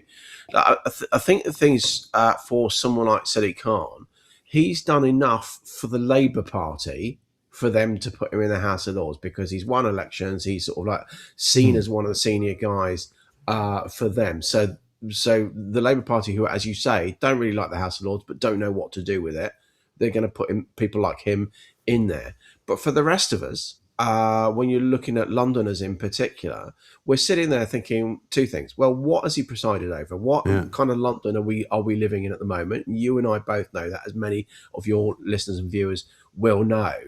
But also, the fact is that he's still got 2 years of his mayoralty to run. So what is he going to be doing? Is he going to be sitting here enjoying himself in the House of Lords, or is he going to be in City Hall actually trying to make London a better place? I'm not sure what he's going to do, frankly. Well, one of the biggest puzzles of my life is that I never meet anyone, and I haven't yet met anyone who agreed that they voted for Sadiq Khan. You know, you get into taxis and they go, "Oh, we hate Sadiq Khan, he's a nightmare." That's because you don't speak Urdu. Yeah, well, maybe possibly so. We don't speak Urdu. But yeah, there is this kind of sense that he does capitalise on the kind of the postal vote, you know, the family voting system that nobody really wants to talk about, but we all know kind of exists. But I mean, I wonder really if there are anybody, if there are any groups of people who we haven't spoken to who think he's done a great job. Because, like I say, I've not met anyone that says that. So, I'm not sure if they think he's doing a great job, but there's lots of people who just he always is one of those guys. Don't vote for the other guys, because they're divisive or whatever. What he actually does is slightly more nuanced than that. He segments communities. So he'll basically say, right, okay, fine. There's however many 100,000 Bangladeshis. There's X amount of Urdu speakers here. There's some Somali voters over there, etc.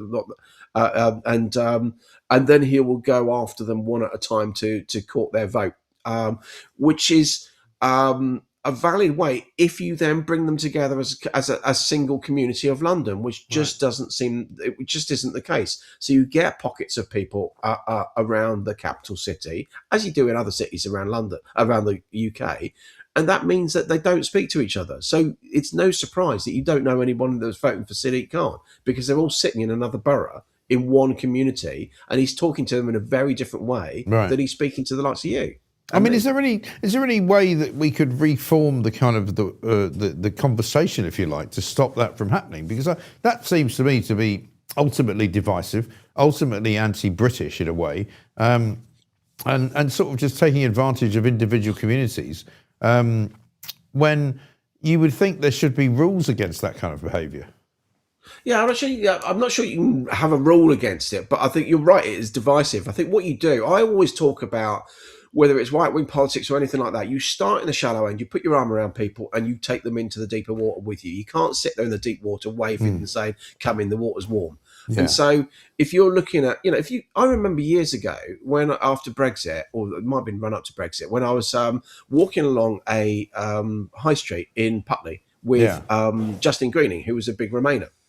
And lots of people were saying, the first guy I knocked on the door of, he was advertising glasses, like executive glasses like mine, and he was like, "Oh, aren't you all so divisive? You're talking about Brexit, you're talking about this, talking about that.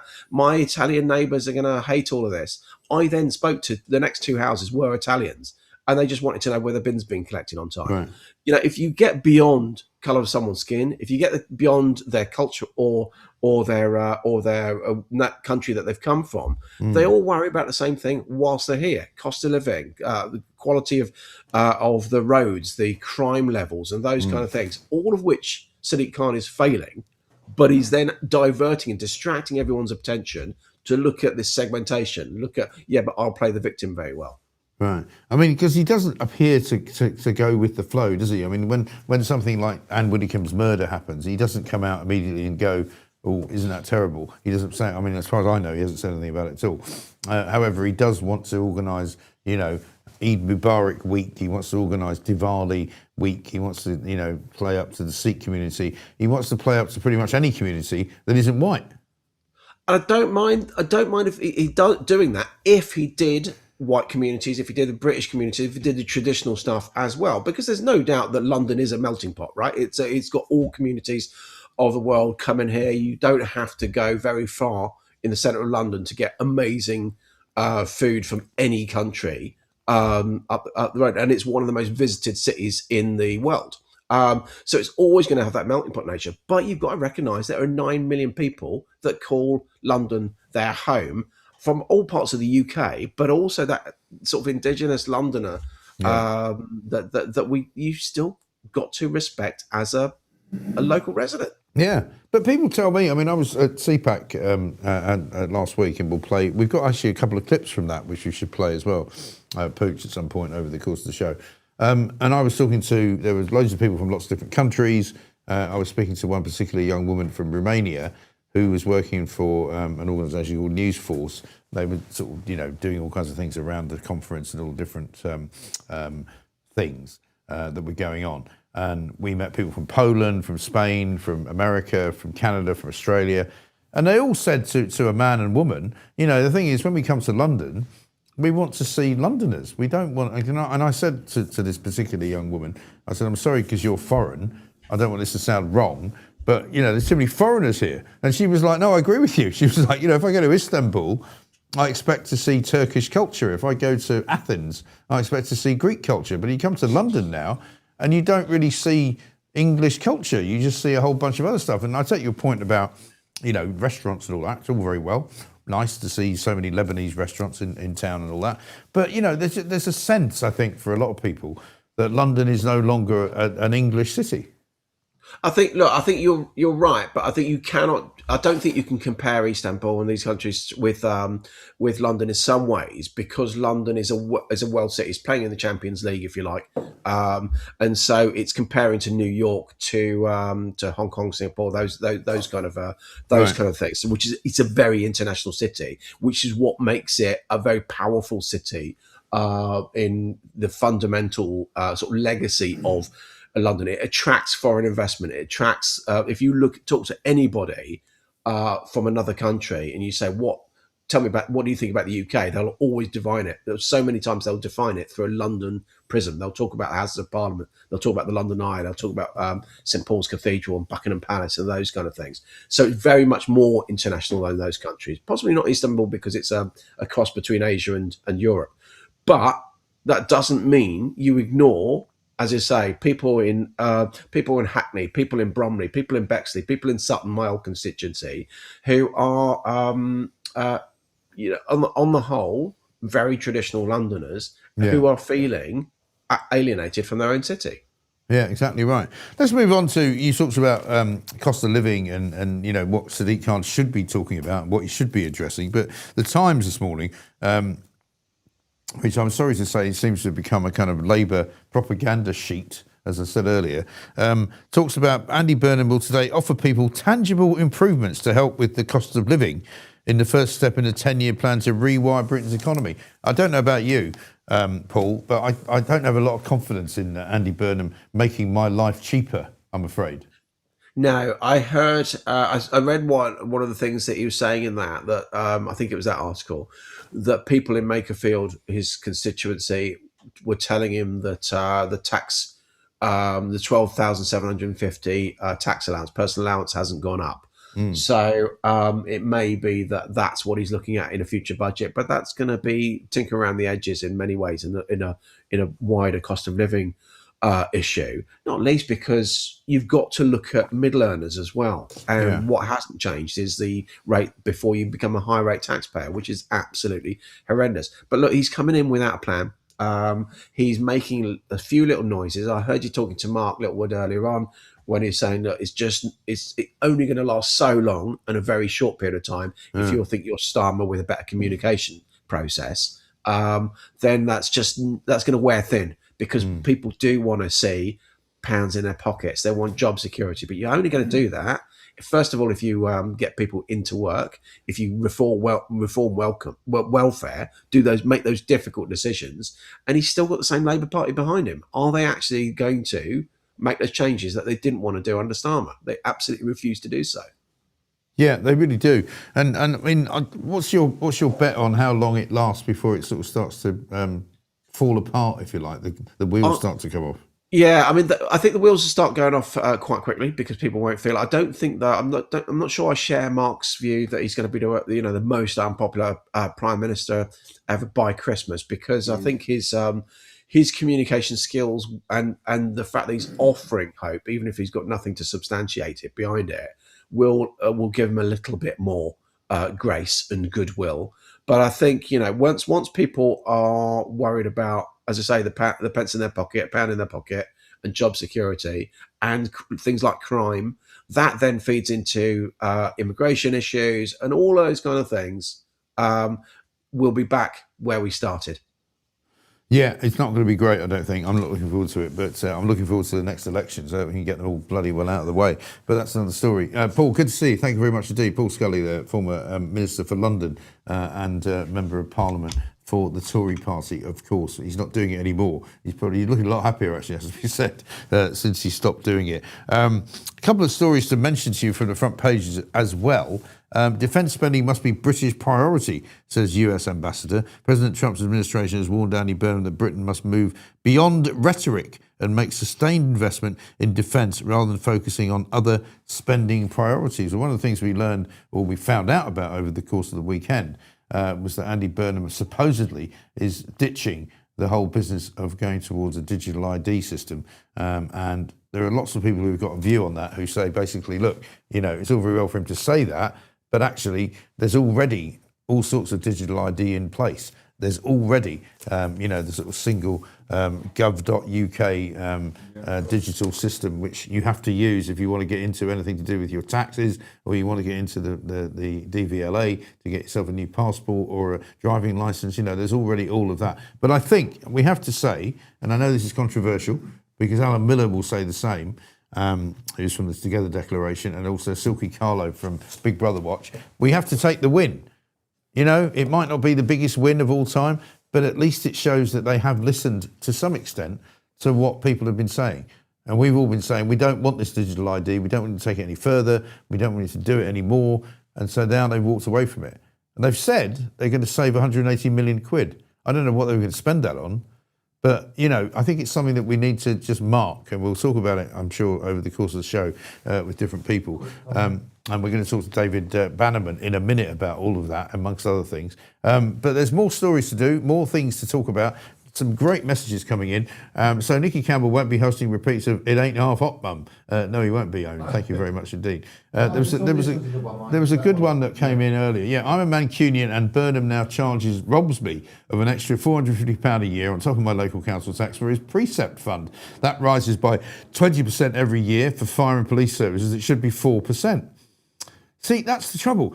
You scratch the surface of these guys, and the Westminster bubble and the media. And I'm going to write a book about this soon, by the way. I was approached at the weekend, I haven't told you this, Pooch, to do a book. So I'm going to do that.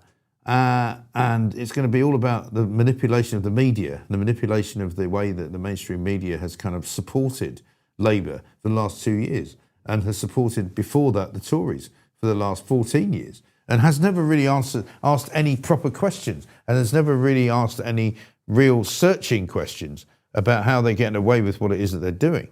So we're going to be going down all sorts of roads. It's going to be very interesting. I'm really looking forward to it. I'm writing it as we speak, whenever I've got some time in between drinking, basically.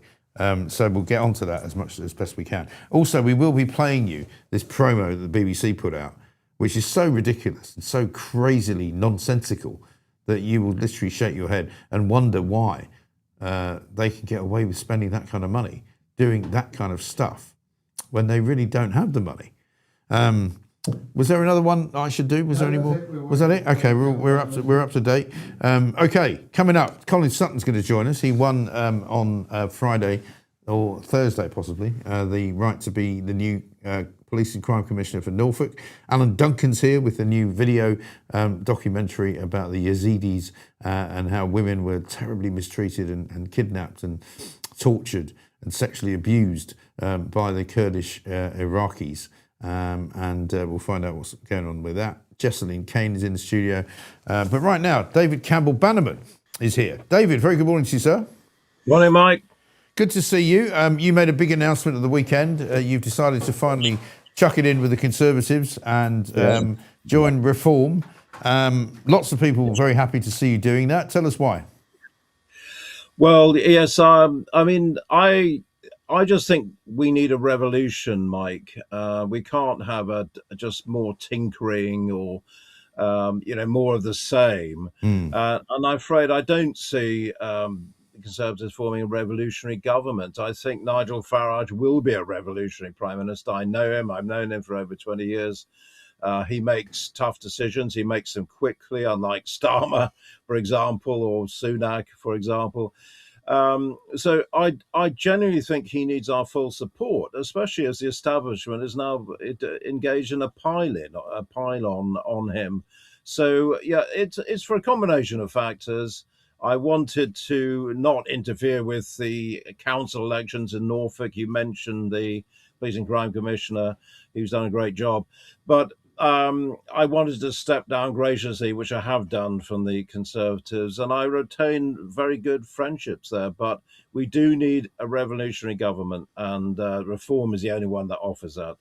Are you concerned that all of this criticism and scrutiny is going to kind of have an effect on them? I mean, depending on which poll you look at, it looks as though it's having some effect in the polls. I'm not sure that that's not something that's a bit of a soft poll scenario, because I mean, most of the people I speak to who are Reform and who have been Reform for some time are not bothered by it. But are you concerned that there is a kind of a leakage, if you like, of popular support? I think it's more to do with the Burnham blip, I call it, rather than the bounce. There isn't much sign, actually, of Burnham having a huge effect. I mean, the latest major poll I saw put Reform ahead, even of so I mean I think Burnham, as you've touched on earlier, I think he will get a good 3 months maybe, and then the wheels will start coming off, because he's still stuck to the Labour manifesto, the same Labour manifesto. And we're just freezing up a little bit there. We'll see if we can get you back from that frozen. Are you there? I think. Sorry, sorry, you've unfrozen. Yeah, carry on. Sorry, carry on. Yeah, as I say, I fear. I mean, he's talking of a lot of spending, and how is that going to be funded? I mean. Well, it's not clear how it's going to be funded at all, is it? Oh, we've just lost David. It's not clear how it's going to be funded at all. I mean, Andy Burnham is talking about, revitalising the public sector. He's talking about nationalising water companies. He's talking about nationalising more rail companies. He's talking about bringing, more bus services in. But we David, had a note this morning from somebody who lives in Manchester who said, the state of the Manchester public transport system is actually absolutely awful. And, despite the fact that one of the things that Andy Burnham says that he does very well, and he has done very well, he's literally run it into the ground, and it's not fit for purpose. Well, I think Manchester's the highest debt of any council. I think it's 1.4 billion debt. Yeah, it is. That's what he's left behind. I mean, if that is a mark of the man, then that again is worrying. So I mean, he's a blank canvas PM. This guy, we don't know what he stands for. We don't know what he's going to do. Who's going to be what? We don't even know who's going to be chancellor yet. So it's going to be an interesting day. But I worry. I think the polls will settle over 3 months. We'll go back to where we are. And the Tories just haven't broken through under Kemi in 2 years. It's still about 17 to 20% at most. Yeah. And that means, they are not going to form the next government. Right. I mean, you work closely with Boris Johnson in your time in the Tory party. What does he say about reform? Because whenever I've spoken to him, and I haven't done it for a while, I must admit, but I haven't. And the last time I spoke to him, he was very much of the opinion that reform and the Tories could never see eye to eye, and they should never do any kind of deal whatsoever. Do you think he's likely to change that view? I don't know. I mean, Boris has been quite quiet for a while. He's re-emerged now, and I'm a huge fan of him. But Boris Wave is a problem. I don't think his explanation yesterday actually worked. I'm afraid. It didn't go down very well. Just blaming the civil servants. Yeah. There are a lot of Remainer civil servants. That's true.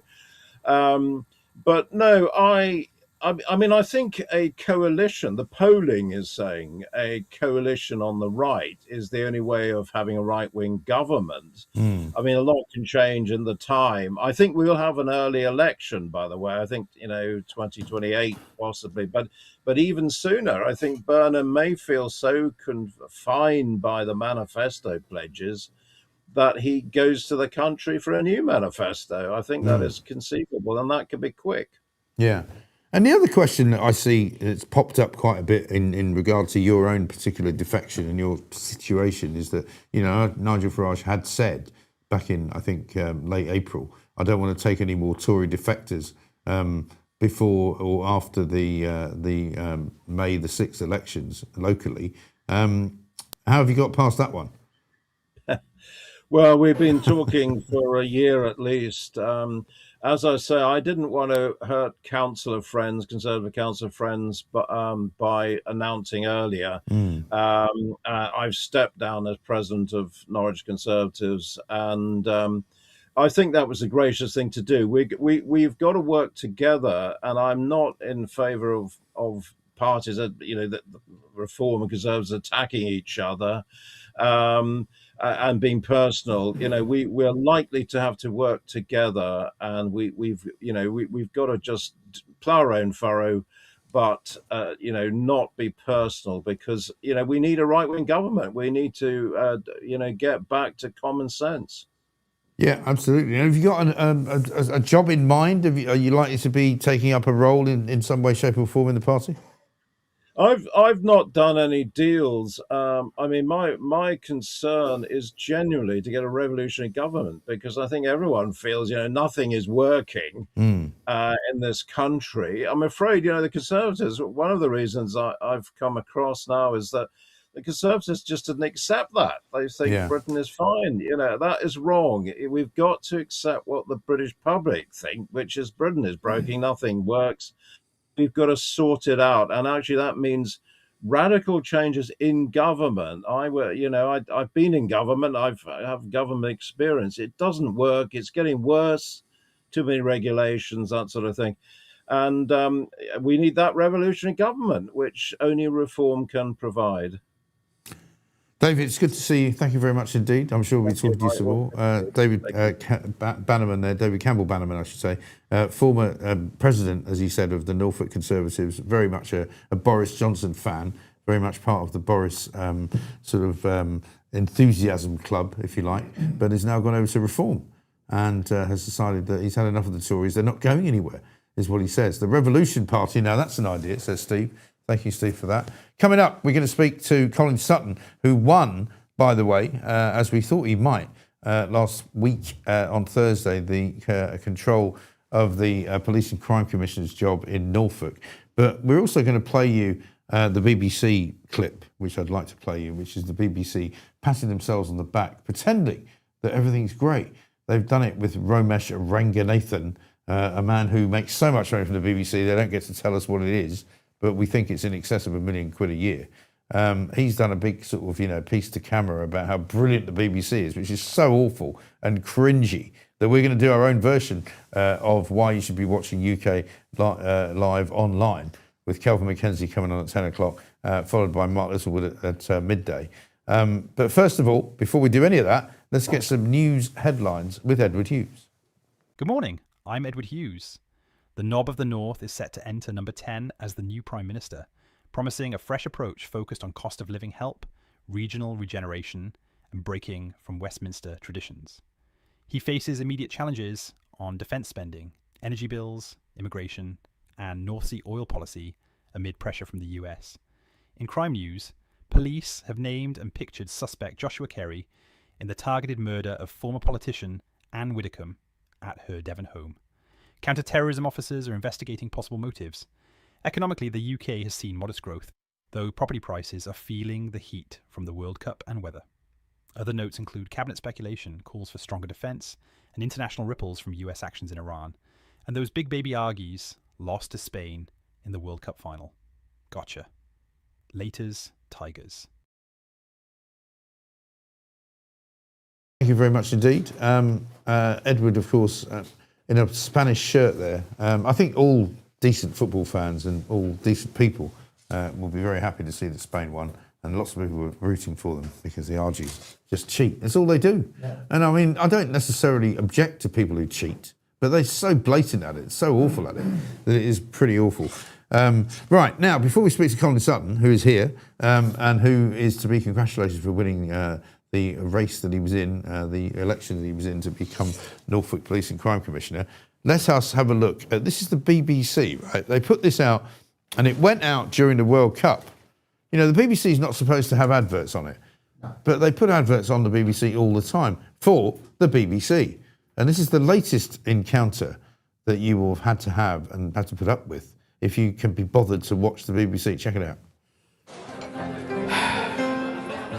Well, it's a good question, Tracy, but you have got to ask, what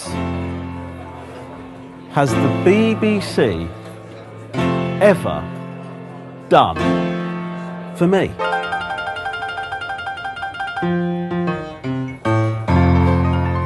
Sure, it's great if you're a fan of Ian Beale, or if The Traitors has any appeal. Who cares if they've raised $2.5 billion for charity? What's he on about? Oh. What has the BBC ever done for me?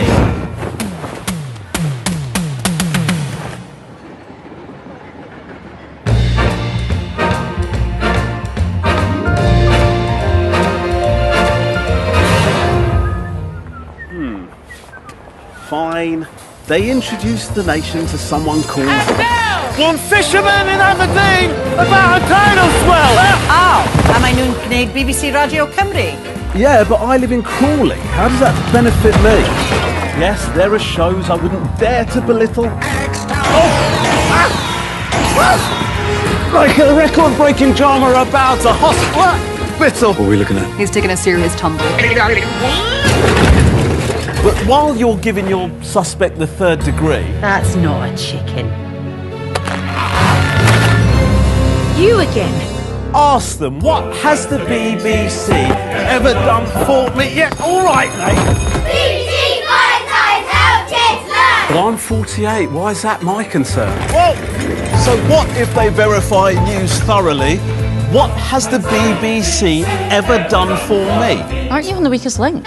Yeah, oi, you've got a show on Radio 2 as well. And a hip-hop podcast on Sounds. All right, mate. Oh!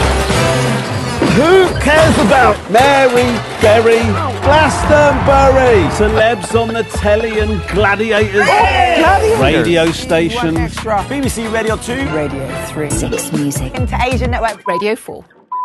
Hello. Wimbledon celebrations, inspiring, a love of nature, in future generations. CBB shows about dogs and fabulous crabs. And on top of all that, they don't even have ads. A wolf? But yeah, except this one. Now, I suppose they do a lot for British storytelling. But hang on, Why is the music swelling? Stuff your apprentice, You're fired. your match of the day, and your Louis Theroux. You know, none of this has to exist if we don't want it to. Well, no, look, I'm not saying that. Oh. It says here that the money we pay for the BBC creates over £6.5 billion for the economy, which actually sounds pretty good. But I still can't see.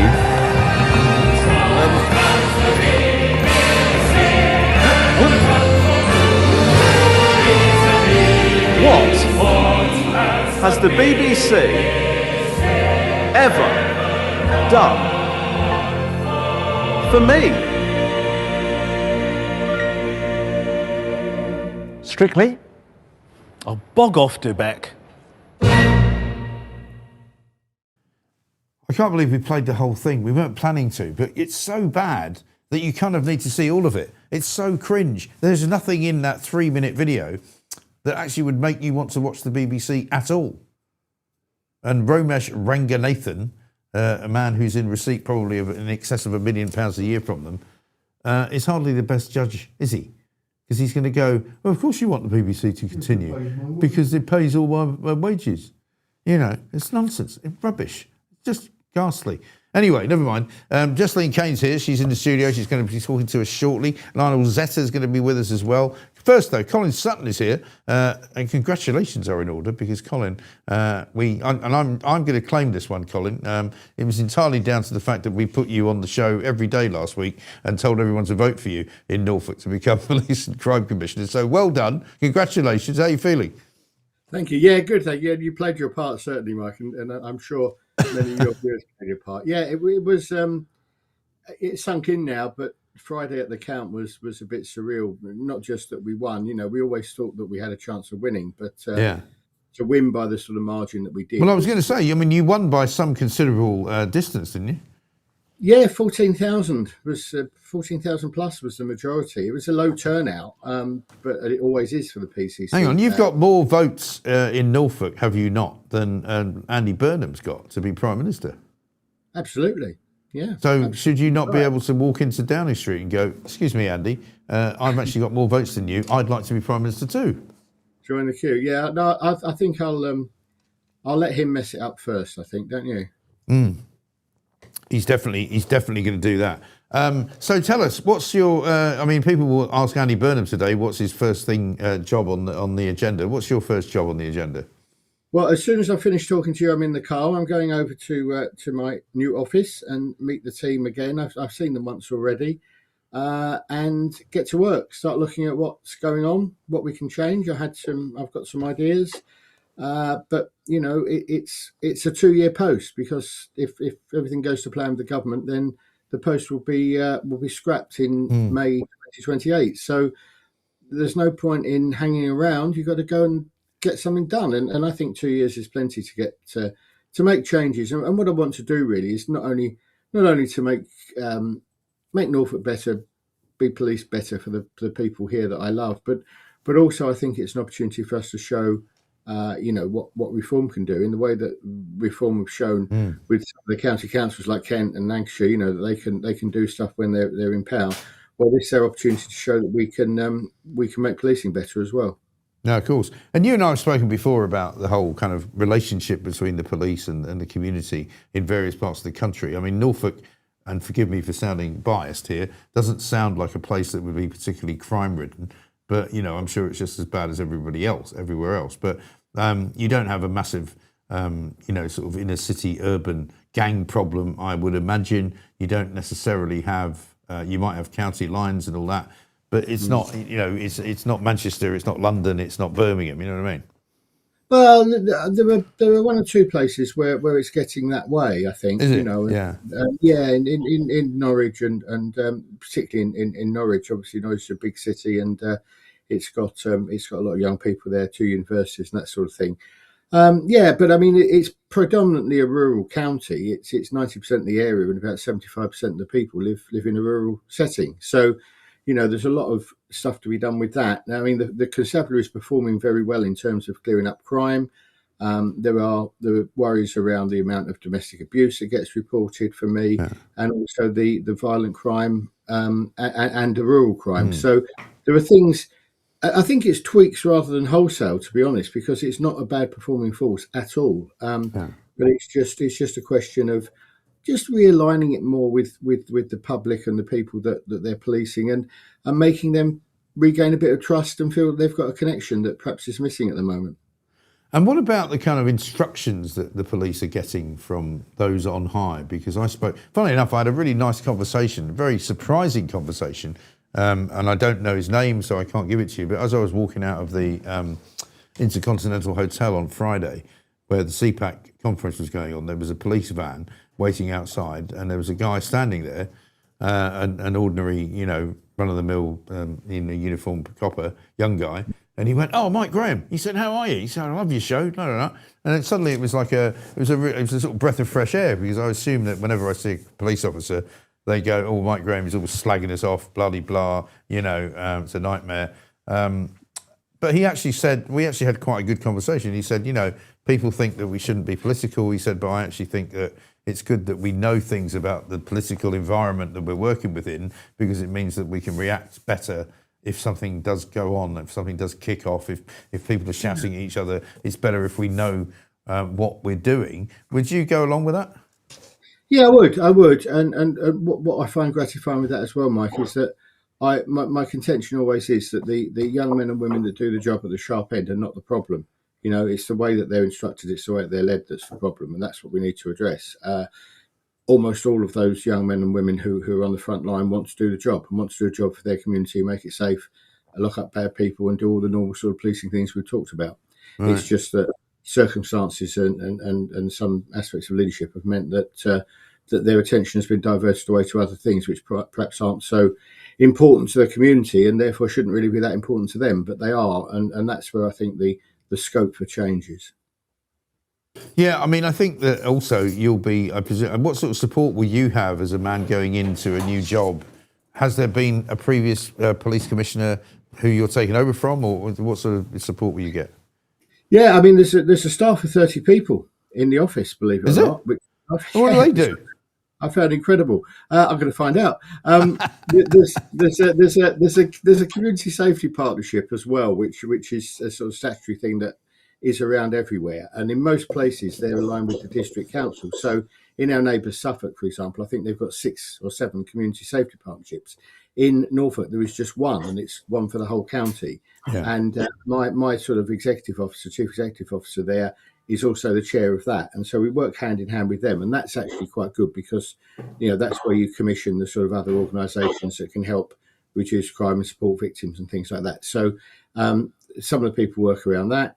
Yeah, I mean, it's you sort of. I was a bit surprised at the numbers, but then I spoke to my friend Rupert Matthews, who's the PCC in Leicestershire, and he's got 26 or 27. You're dealing with a big budget, you're dealing with a big estate, you're dealing with a big fleet of vehicles that are all sort of yours to deal with. So you do. There's more to it than just coming on your show and moaning like I do. I guess. I'm sure there is. Yeah, no, I get that.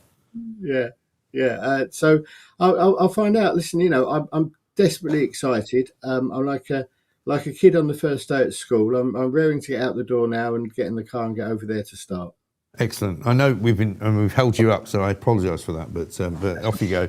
Go and earn your crust, and hopefully Norfolk will be a crime-free zone next time we speak to you.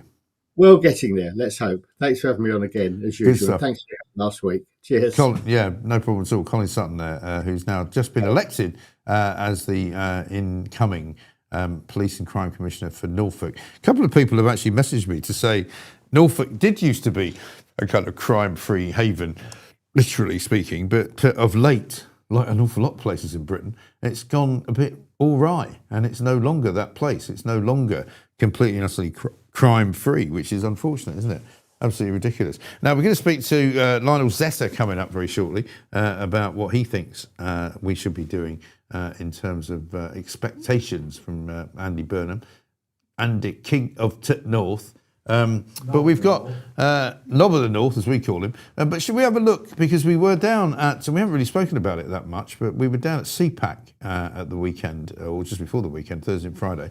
I did a panel show with Dan Wootton and a really interesting guy called Matt Schlapp, who was the former political advisor to, or political director, I think, to George Bush Jr.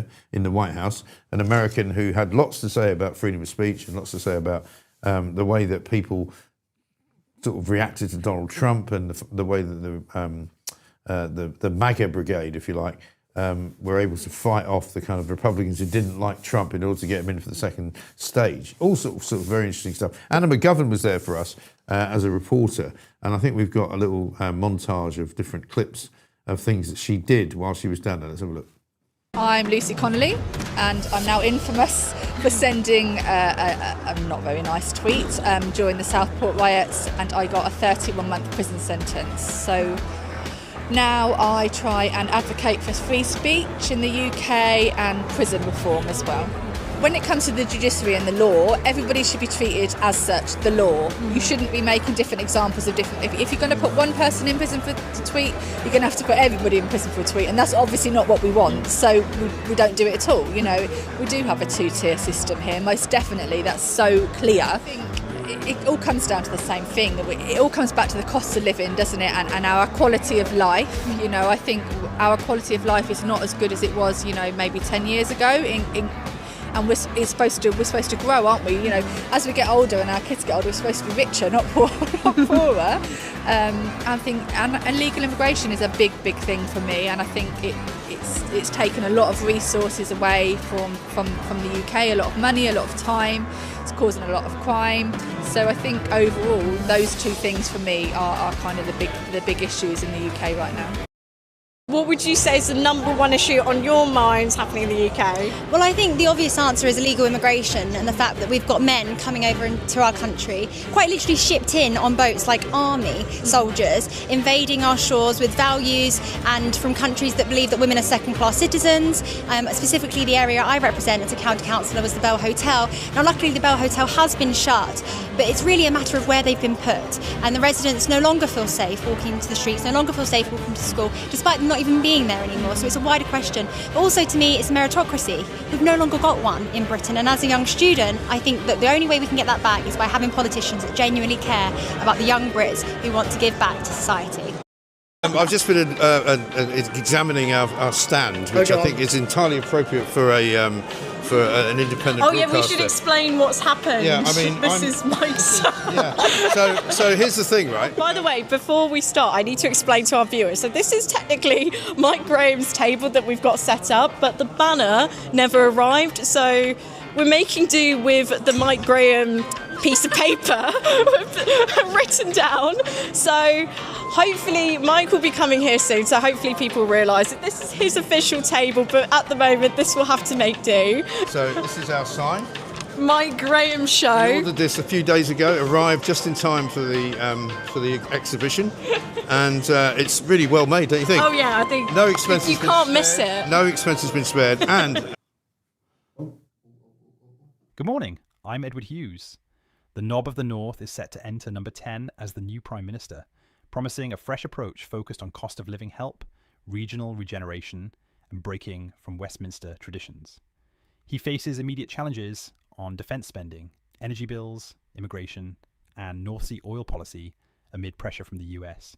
In crime news, police have named and pictured suspect Joshua Kerry in the targeted murder of former politician Anne Widdecombe at her Devon home. Counter-terrorism officers are investigating possible motives. Economically, the UK has seen modest growth, though property prices are feeling the heat from the World Cup and weather. Other notes include cabinet speculation, calls for stronger defence, and international ripples from US actions in Iran, and those big baby Argies lost to Spain in the World Cup final. Gotcha. Laters, Tigers.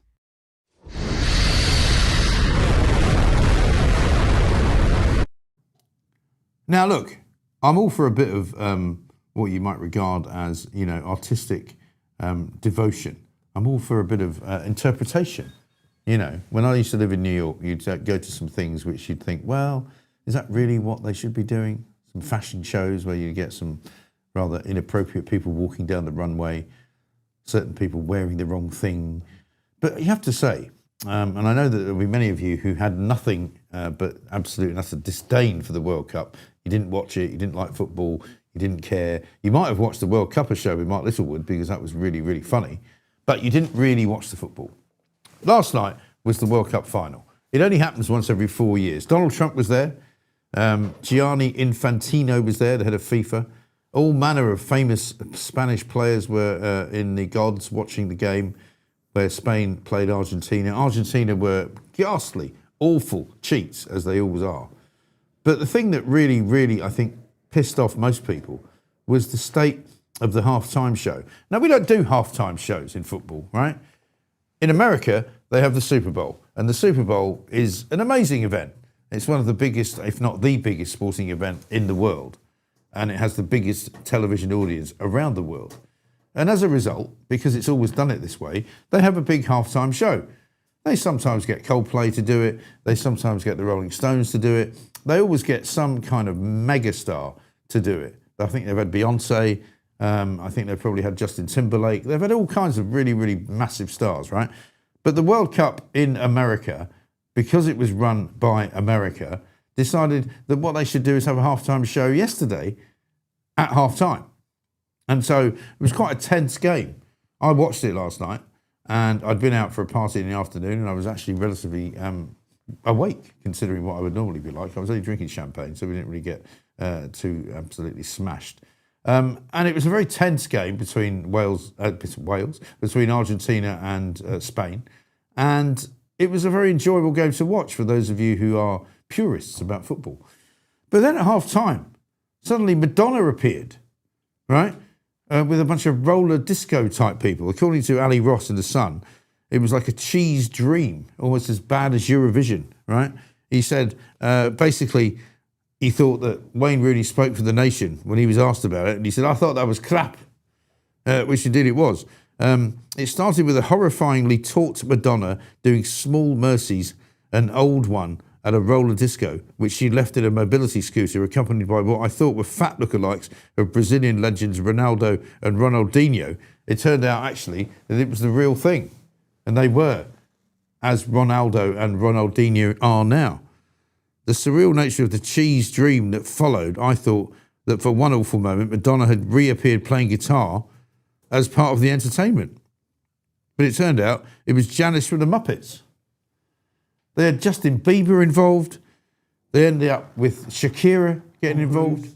Hey? Tom Cruise. Tom Cruise came out and started talking about football as a sort of, representation of all that was good in the world. I mean, do me a small favour. They got very carried away. The Americans do that, the Americans do get very carried away. But it was bloody awful, quite frankly. Absolutely horrendous. Ali Ross finishes up with, there is only one way the sports governing body can salvage its reputation, Wayne Rooney for FIFA president.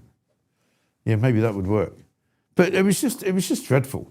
And I mean, the game itself, I think we're all glad that Spain won.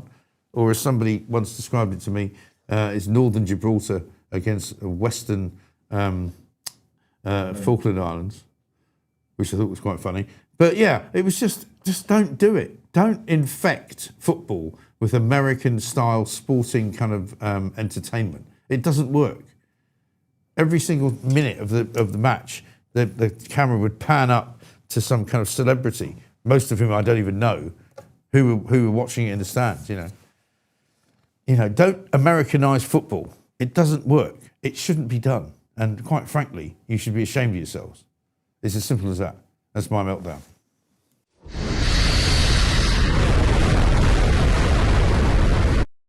I'm told Chris Martin curated it, apparently. Really? That's a terrible word, isn't it? Yeah. They use that word all the time on Times Radio. We've got a show for you. It's been curated by some twat. Right? We don't curate this show. We just do it. We don't need to have a conversation about, I don't come in the morning and say to Pooch, who's curating the show today? Oh, yeah, it's so posh. It's ridiculous, isn't it? Absolutely bloody ridiculous. I've got some nice Substack messages that have come in, actually. Should I read them out? Because I think sometimes that's nice to do. Because I know a lot of people who are on Substack always have great things to say, but we don't always hear their views. This one from Kim. The MG show last week has been brilliant. I know it usually is, but this week it has been particularly excellent. From the heartfelt and moving way you treated the appalling murder of Anne Widdecombe and the respect you showed by wearing black, to the brilliant guests you have had on today. I couldn't watch live, so I'm catching up now. I think she's talking about Friday's show. You are a haven of sanity in a mad and frightening world. I first found your show during COVID, when I thought the world had gone completely berserk, and it was a safe haven then for common sense. It remains so, and I hope it goes from strength to strength, thanks to you and your amazing guests. It's nice, isn't it? Here's one from, let's see if I can find it. This is from Yvonne. I started listening to Talk back in 2020 when lockdown and vaccines opened my eyes wide.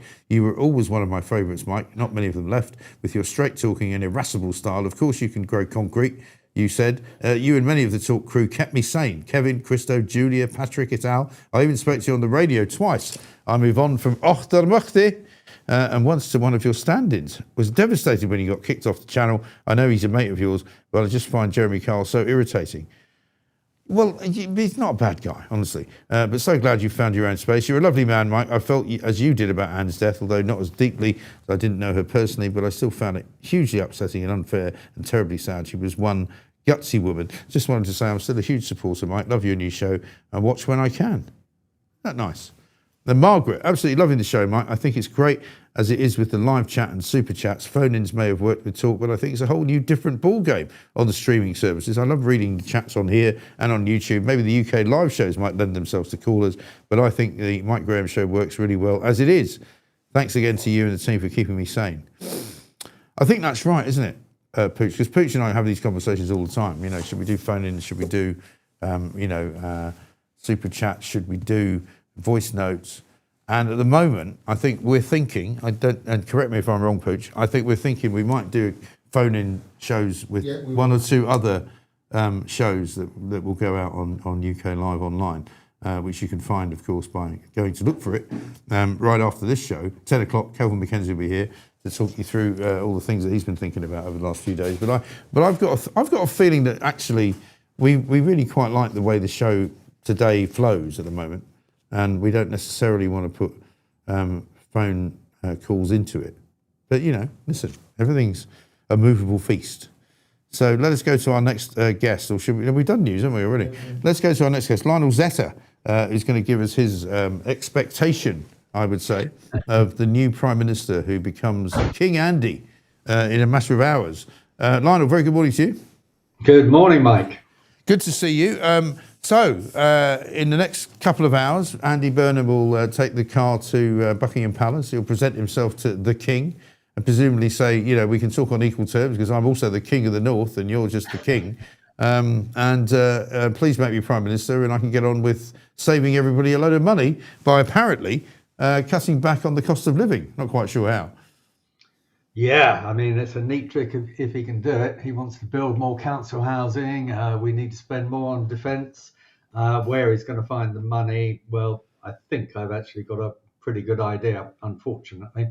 Whereas the last lot went after income, this lot are going to go after wealth. And by wealth, I mean things like houses and pensions and savings. And anyone who's worked pretty hard and put something aside for a rainy day had better watch out because King Andy's coming for your money.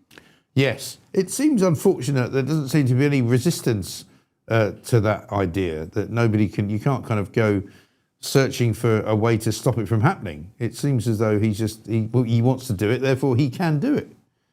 Yeah, pretty much. I mean, and that's in a way as it should be because he's the Prime Minister. He's supposed to be running the country. But of course, he's been elected by nobody other than 400 or fewer than 400 Labour MPs. So whether he has a mandate or not is entirely debatable. He says he's going to stick to the manifesto that Keir Starmer fought and won under, but I have my doubts about that. He's got to make a big decision. He will have a Burnham bounce, as every new Prime Minister always has a bounce. Yeah. Is he going to have the bottle to actually go for it and call the general election? As you'll recall, Mike, when Gordon Brown came in, he was briefly very popular indeed. Yes. And he thought about having an election, and then he bottled it, and the rest is history.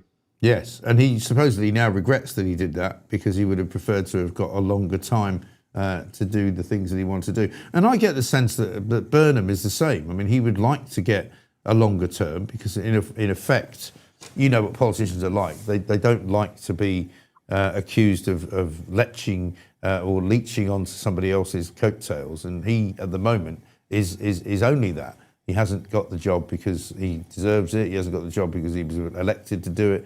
He's just got the job because he's literally kind of the next guy at the end of the cab rank who happens to be able to get as many Labour voters in the parliamentary party as possible to vote for him. But I was just talking to Colin Sutton there, who's been elected as Reform's new Police and Crime Commissioner in Norfolk. He got more votes, 48,000, than Burnham got in Makerfield. I said, you should just come down and take over Downing Street, shouldn't you? You know, because it's a similar kind of logic, isn't it? Yeah, I mean, it's a pretty extraordinary state of affairs when a Labour Party with over 400 MPs has to bring on a sub who, wasn't even on the team sheet to begin with. Right. His sole qualification for the job really is that he can string a sentence together without umming and ahhing 27 times, which unfortunately the current Prime Minister, soon to be previous Prime Minister, was entirely incapable of doing. Yeah, absolutely right.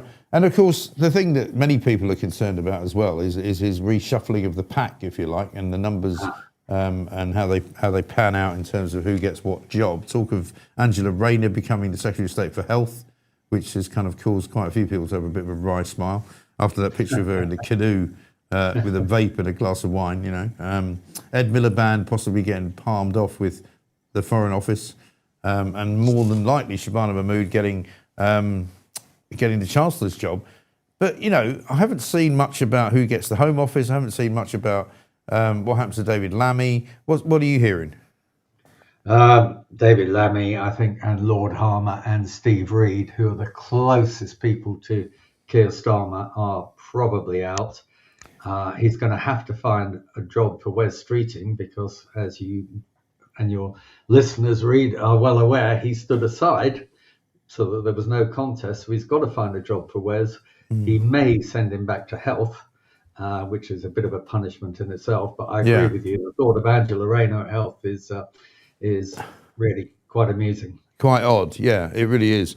And I mean, a lot of people say to me, and we had a really good and detailed and long message this morning from somebody in Manchester, that, this myth of the Manchesterism stuff and this myth that, Andy Burnham has completely transformed, the city into an absolute, economic juggernaut, which is doing terribly well. I mean, it's all crap, actually.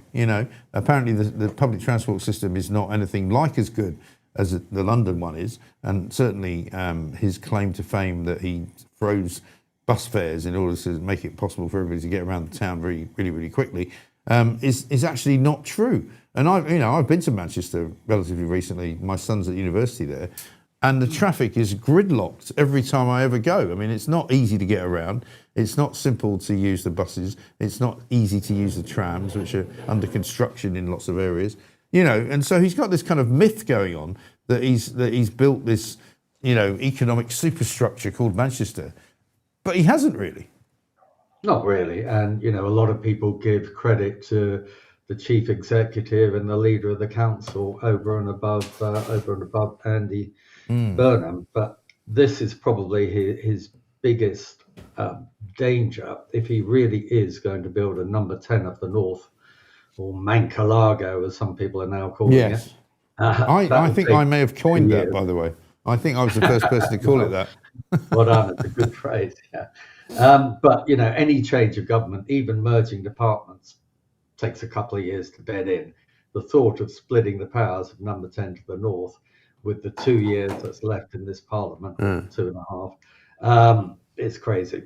Yeah, and he's been very vague about what he's likely to do policy-wise, but certainly front page of the Times today says that he's getting ready to make the cost of living less expensive, but it doesn't really tell you how he's going to make it less expensive. I mean, what can he do to make my sort of basket of goods when I go to my supermarket at the weekend any cheaper?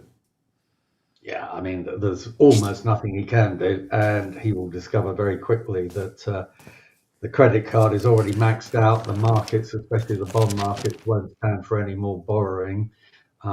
He's pledged to do various things, including build council housing. So brings me back to my earlier point, Mike, that unfortunately, it was Neil Kinnock who said, be afraid to be old, be afraid to be ill. What I would say now is be afraid to be rich, be afraid to be well off, be afraid to be even comfortably off, because Andy's coming for your money. Yes. I mean, that's absolutely right. And so for those people who want to kind of, I don't know, maybe insulate themselves from any sort of future attacks on their wealth or their savings, because that's what we're talking about. It might not be, he might call it wealth, but for some people, it's just their savings that they want to retire on. What can they do? Well, unfortunately, most of the things you can do are still owned by the government. So you can take out national savings bonds. They're very secure. They give a good rate of return, and they're tax-free. The same with ISAs, although there's been a lot of talk about ISAs being squeezed, especially cash ISAs. And a lot of people prefer cash ISAs because they put money in when they've got a bit to spare, but then they know that the time will come when they might need to take stuff out. But Rachel Reeves was not very keen on them. So we'll see what the new Chancellor, who I hope is Shabana Mahmood, because she is moderately sensible, see what she's got to say. But if it is Ed Miliband, then, I would recommend heading for Australia or Canada or somewhere. Yeah, absolutely. Yeah, one-way ticket. Don't bother coming back. But and how will it play with those who would tell you that the Labour government is not long for this world, like the Tories, for example, under Kemi Badenoch, still not really getting much traction outside of Westminster, where everybody's going, oh, she's doing really well. And then Reform, who are obviously battling their own kind of difficulties at the moment, one way or another. Well, how do you see their kind of role in the next few weeks? Well, as things stand, it's sort of pretty well 2020. The Tories are creeping up, Labour are drifting down, but they will get a bounce. Reform, unfortunately, in many ways are in trouble. Nigel is a master communicator, but he still hasn't managed to communicate exactly what this 5 million is all about. Yeah. Now, if it were purely for security, especially with what happened with dear old Anne Widdecombe, people would say, yeah, absolutely fine. But he's a bit like a Labour Chancellor. He's spent that money several times, and I think people need to. Do you think he comes back from it, though? Because I think he does. Knowing him, quite possibly. Just looking at him, and I've met him quite a few times, and he's a very ebullient, cheerful, bouncy person. He looks tired, he looks strained, he looks fed up. I think if he has to choose between being quite wealthy and being quite powerful, I think he'll choose to be quite wealthy. Okay. Lionel, good to see you. Thank you very much indeed. Lionel Zeta there with his take on the way things are right now. We haven't really touched, there's one story that we haven't touched on, which is in The Sun on page 11. Migrants getting cricket and dance classes. That's nice, isn't it? Just when you thought that, life was tough. But there we are. As I said earlier, that's why I'm a fan of Shabana Mahmood. For a Labour politician, she's been pretty robust on that score. Well, you say that, but actually you're talking absolute nonsense. I'm not having that. People say it all the time. They go, oh, Shabana Mahmood's done a great job. How has she done a great job exactly? There are more people coming into the country than ever. They call it, they say that net migration is down, but that's only because more people are leaving than more people are arriving. And actually, the one-in, one-out scheme, which she initiated, is a complete and that's a waste of time, right? So what exactly has she done well? The small boats are down about 40%. I think you can take that as a minor win. I'd rather they were down by 100%, but she has at least managed to. Yeah, but they're not down actually, because the numbers of people coming on the boats has increased. There's a fewer number of boats coming, but there's more people per boat coming. If you know what I mean. More than 100 per boat, but yeah, this exactly. is actual bodies. This is actual bodies. But yeah. When I was in the Cabinet Office, which was a few years ago, my thought was, let's take an island, preferably one off Scotland, build a camp there, and send them all up there and feed them and clothe them and look after their health. But yeah, after a few months, I suspect they'd be putting their hands up and saying, "Send me home, please," because it's bloody yeah, miserable. exactly. So why didn't they do that? Because that's a great idea. One that I would The Tories endorse. were really timid in their last few years. Yeah. It was pretty obvious we were going to lose power. We should have done some really, really Tory things, instead of which we did some really, really Libby Labour things. And the result was a catastrophic election defeat, which, quite frankly, we deserved. Yeah, well, indeed, absolutely. Lionel, good to talk to you. Thank you very much indeed. Lionel's Esther there, talking to us about a great... Actually, got a point. Hold on, Mike. Go on. Good. Have you seen the buggers dancing? They're hopeless. Which buggers? Who? The migrants. Oh, the migrants. Yeah, they do need lessons. I mean, maybe they do. Yeah. But they're probably quite good at cricket, though, especially if they're from Afghanistan. Afghanistan's are pretty good cricket players, and so are the Pakistanis. We shouldn't be giving them anything. No. Mad Donna seems to have much in common with Trigger's broom. Trigger's broom? You know, he's had 3 different heads. Oh, the guy from Only Fools and Horses. Yeah, sorry. It's not being replaced. I was thinking of Tigger rather than Trigger. Sorry. It's a slightly a missing part of my cultural heritage because I wasn't here when Only Fools and Horses was a big show. I was in America, right? When I came back, people were like going on about Only Fools and Horses. I was like, I've never seen it. Congratulations, Colin. That's Colin Sutton from LTL. Thank you. Super chat from the Maxter. Congratulations to Spain. Scotland know how good they are, as they were the last nation to beat them 2-0 in a Euro qualifier 3 years ago at Hampden. Yeah. I mean, this is why people laugh at Scotland. Scotland, who literally were useless at the World Cup. You're clinging on to some match that you won 3 years ago at Hampden. Forget about it. Is Burnham just a Fabian plant? Probably. Chris says this, there's an entire genre of YouTube videos of people just filming the war zone that Manchester City Centre is. They just started banning them from filming. Yeah, that's Piccadilly Gardens, I think it's called, isn't it? Which is apparently literally like, a war zone. It looks ridiculous. There's people staggering around on crack, people getting robbed, people fighting each other. I mean, just extraordinary. I haven't been there, but I suspect many of you have, and many of you have seen it. So, listen, Jesseline Kane is here in the studio. Very good morning to you. Good morning. We're going to take a little break, are we? Are we taking a little break? Or are we doing something else? No, we're talking to Jess. Are we talking to Jess? I feel like we were going to do something before that. No, super chats. We've done them. We've done them. Okay, right, that's it then. That shows what I know. Mike, I'm curating the show. You curate, yeah. Pooch is curating the show. People are saying it's going quite well. Right, you don't want to jinx it. Anyway, Jess, good to see you. How's it going? Great, thank you, Mike. Early load of old cobblers. I've actually got a bone to pick with my sister because I think she's upset with me because she's occasionally, because she's in America, right? She occasionally gets sort of sucked in by the American way, and she sent me a message last night going, this halftime show, wow, and I just expletively denied that it was actually very good. Well, I was happy that. And she just put a question mark on it. Yeah. Which I think means that she's not perplexed. Happy. She didn't get it, no. Fair enough. I mean, she is also somebody who, when I said you should watch The Office, it's really funny, she and her husband watched it and they thought it was a documentary. And they didn't think it was very funny. She's been in America too long. She's gone native. I know. But it was awful, wasn't it? It was outrageous. I mean, that's not football to me. That is not what we do. Americanisation of our sport. It's a sport that originated in England and it has just been, become American footballised. Yeah, I know. It's just outrageous. I think Wayne Rooney put it well. He said it was a load of rubbish. Yeah. Well, this is the thing. I mean, when I watch the Super Bowl, I get it. They have 4 quarters. They stop a lot because they play an awful lot of adverts and all that. And then at halftime, they wheel out some, superstar like Coldplay or Justin Timberlake, or who had Michael Jackson, the Rolling Stones. But that's not what we do in football. No. And we shouldn't ever do it.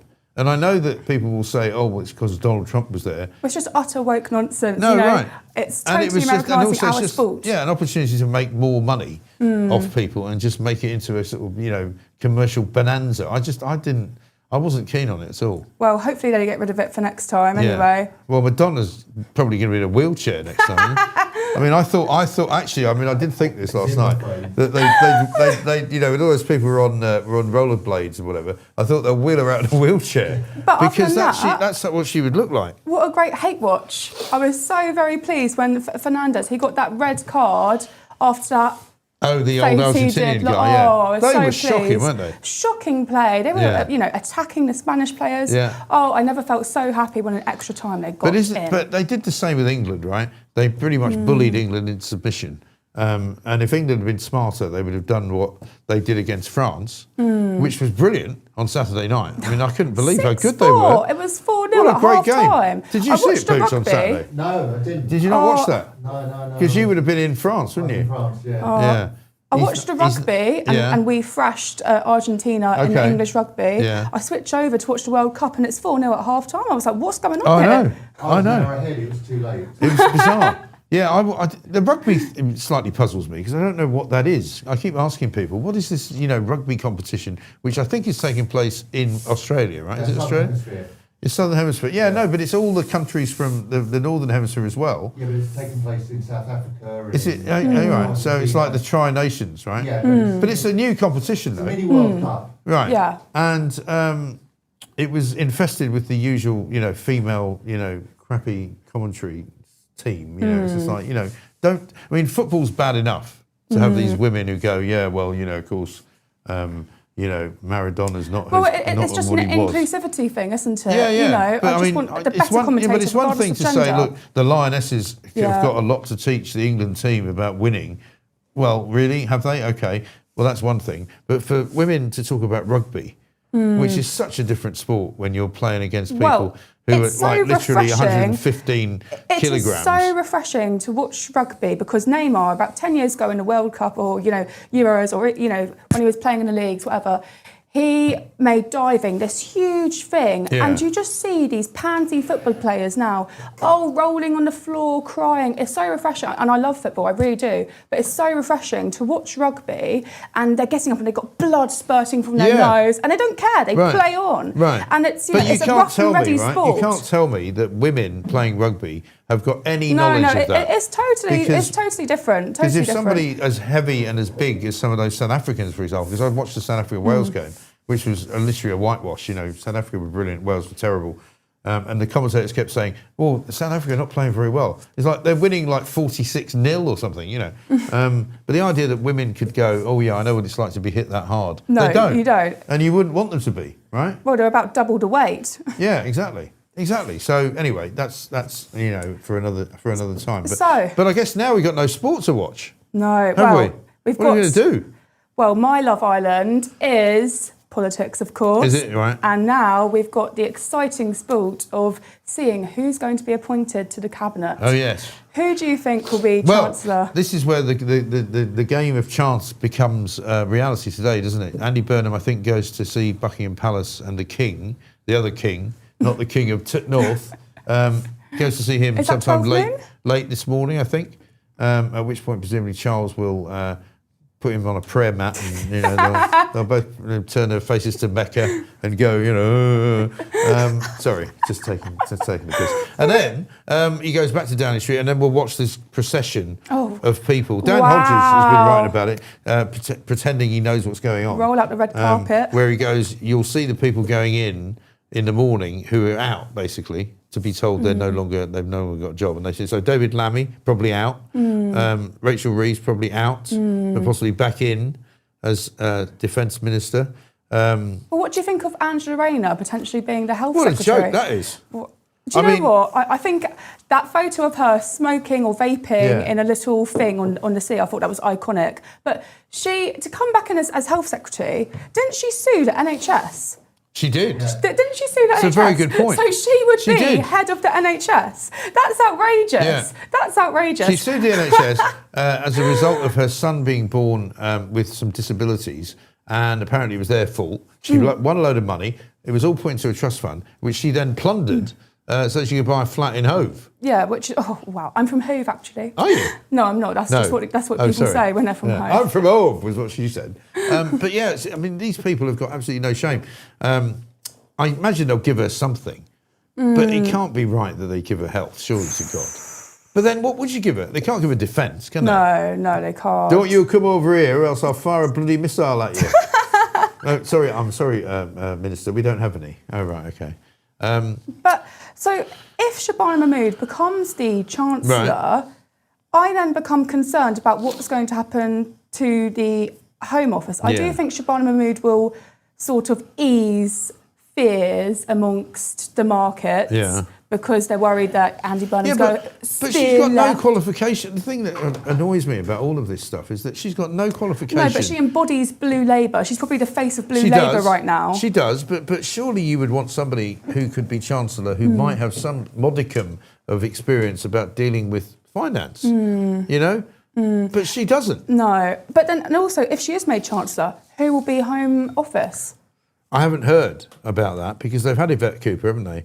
And she got moved. Well, what I'm concerned about is I've already seen, what was it, a week ago or so, a petition from the Labour MPs internally trying to get rid of Shabana Mahmood's ILR remains. Oh, yeah. I just thought, that's outrageous.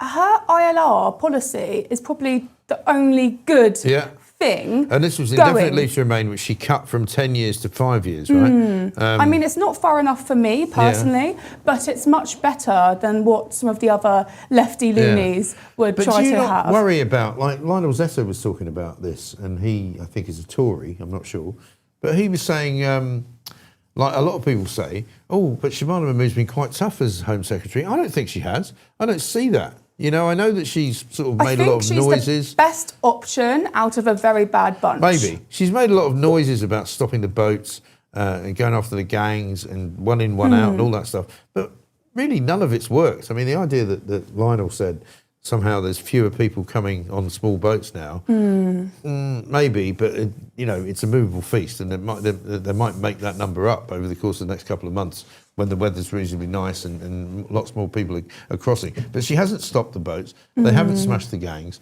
She hasn't managed to deport that many people. They keep referring to the same figure that they deported sort of, you know, in the first 6 months of the year, which was more down to the Tories than it was to them. So I'm very sceptical about what people say is good about Shabana Mahmood. Well, what I'm concerned about now is could Andy Burnham move forward potentially with nationalising water? We do know that Thames Water have, what is it, £17 billion I mean, the water debt. business is a shambles. It is just a shambles.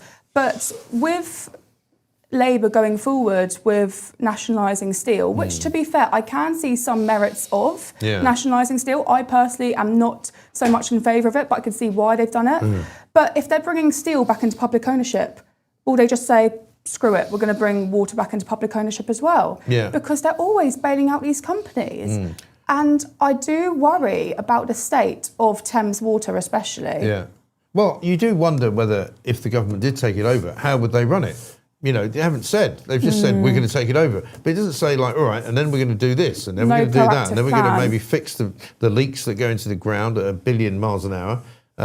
You know, this weekend, actually, Southeast Water, which is another useless company, declared that actually there's large parts of Tunbridge Wells which are without water. And it's been like that since Christmas.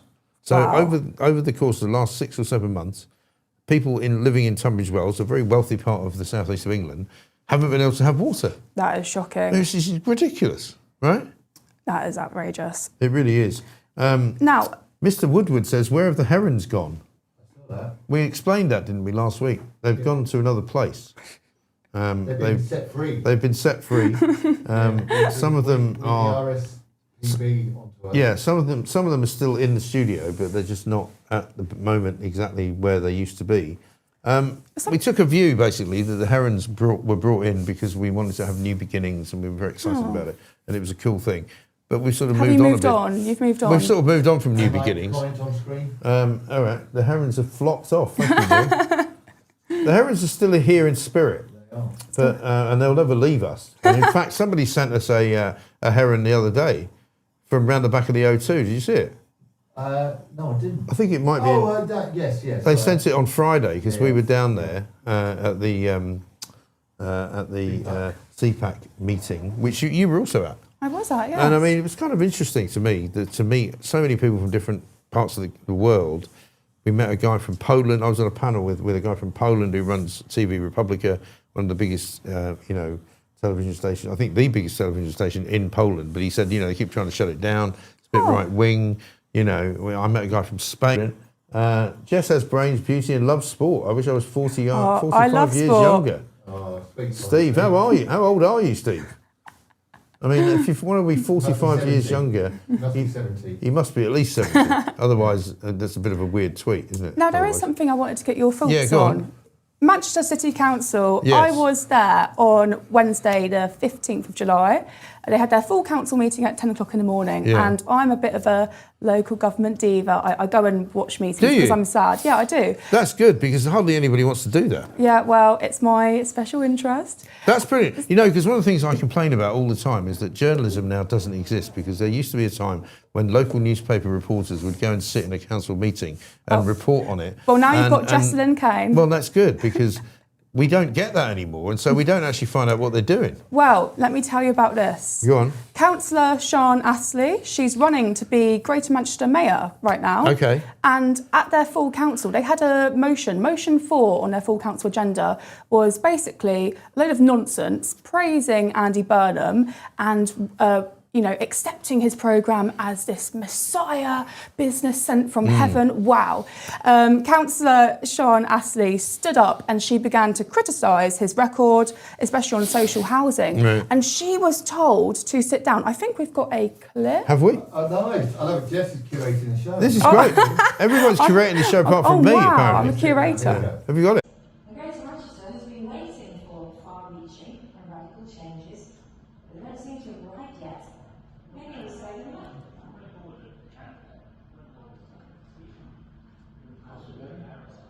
The seal given from the city solicitor was very clear that candidates in this mayoral election would not be prevented from attending, but they should not be using Manchester City Council as a platform for their campaign. I would suggest that a candidate for the election that is currently running, talking about the record of the previous holder of that office, would give a clear image of her. I would expect that to be clear.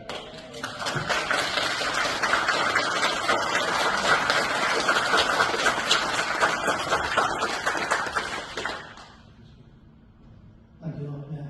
And Councillor Astley, I think that point is very well made. The advice has been given, and the advice has been quite clearly articulated. So that is outrageous because the chamber, it's said in that video, the audio's not very good because I was doing it on my phone, but the chamber is not allowed to be used as a political platform. Now, how sanctimonious is that? Then, someone has sat there, a Labour councillor has sat there wearing an Andy Burnham top. Oh, it's not allowed to be a political platform. Oh, well, that's all right then. Also, they've got the Lib Dem mayoral candidate. He's allowed to speak on that motion, which is absolutely outrageous. Right. And then on from that, in Because that Sian is the meeting, Reform candidate, right? Sian Astley is the Reform Is the Reform candidate. candidate, yeah. And so she was the only one not allowed to talk. Secondly, in that same meeting, the Green leader, Astrid Johnson, she said that Reform were like Nazi Germany, essentially. She invoked Nazi Germany when speaking about not allowing fascism to take over our country and said that the phrase life unworthy of life. Now, the solicitor at Manchester City Council told her off for saying that, but she said it in the first place. It does seem that there is some two-tier politics, especially seen There's no at Manchester question. Council. I mean, all of the demonisation, No one's talking about it. Demonisation of reform. I watched the Nigel Farage interview with Trigonometry at the weekend. I don't know if you've seen that, in which it's quite a long form, about an hour long.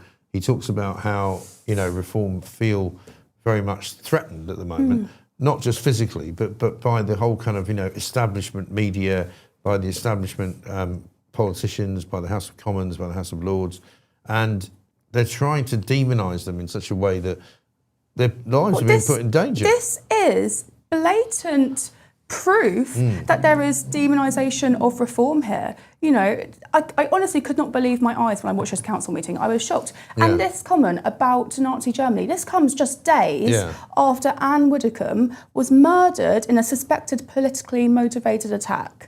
I believe Councillor Sian Astley has 24/7 security right now because the Greater Manchester mayoral election is so high profile because of Andy Burnham. So it's just, why do we find it acceptable? Why do the left find it acceptable to make such vitriol, hateful comments about reform, constantly demonising and putting them down. I'm sorry, but the people love an underdog. Yeah. This will just draw the people more to reform. I think it will.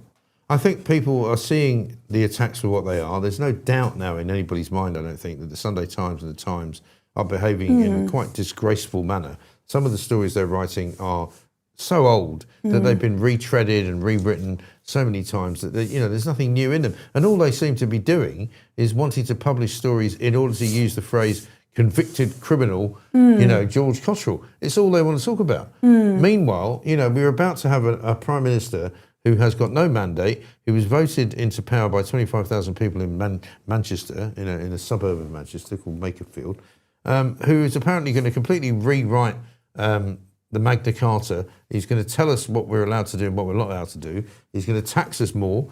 He's going to take more money for the state. And he's going to suddenly tell us he's going to run our lives so that we can all get on in a much fairer way. Well, I'm sorry, I didn't vote for you. I don't want you to be Prime Minister. You bugger off. Yeah, well, no mandate. Not even the Labour members were able to vote for him. That's how outrageous it is.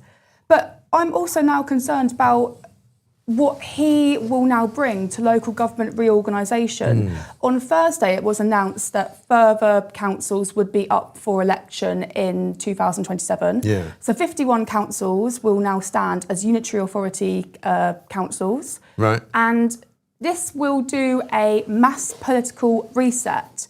So Reform, they won the local government crown in 2026. They won 1,500-ish seats. Right. But that's still little compared to Labour's overall control with 4,600 councillors, and Reform have 2,300.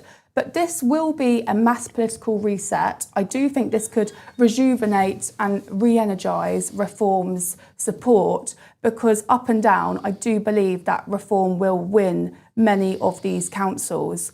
But I am concerned about how Labour have sort of spun this. There is some polished consequence here with, I sent a photo into Pooch of Devon. This is the worst local government reorganisation split. This, when it comes up, you will be shocked at how big one of these authorities is. They've protected, there you go. So these are what, 3 different councils? Four different councils. Look how big that green one is. Right. That is outrageous. And is that based on the number of people who live there? Because I know that if you looked at Scotland, for example, and you looked at the constituencies in Scotland, there is no coherent. You've got like northern Scotland, which is mostly Lib Dem, I think I'm right in saying, but it's like huge because there's hardly anybody living there. It's not based on that. It's based on Labour, in my opinion.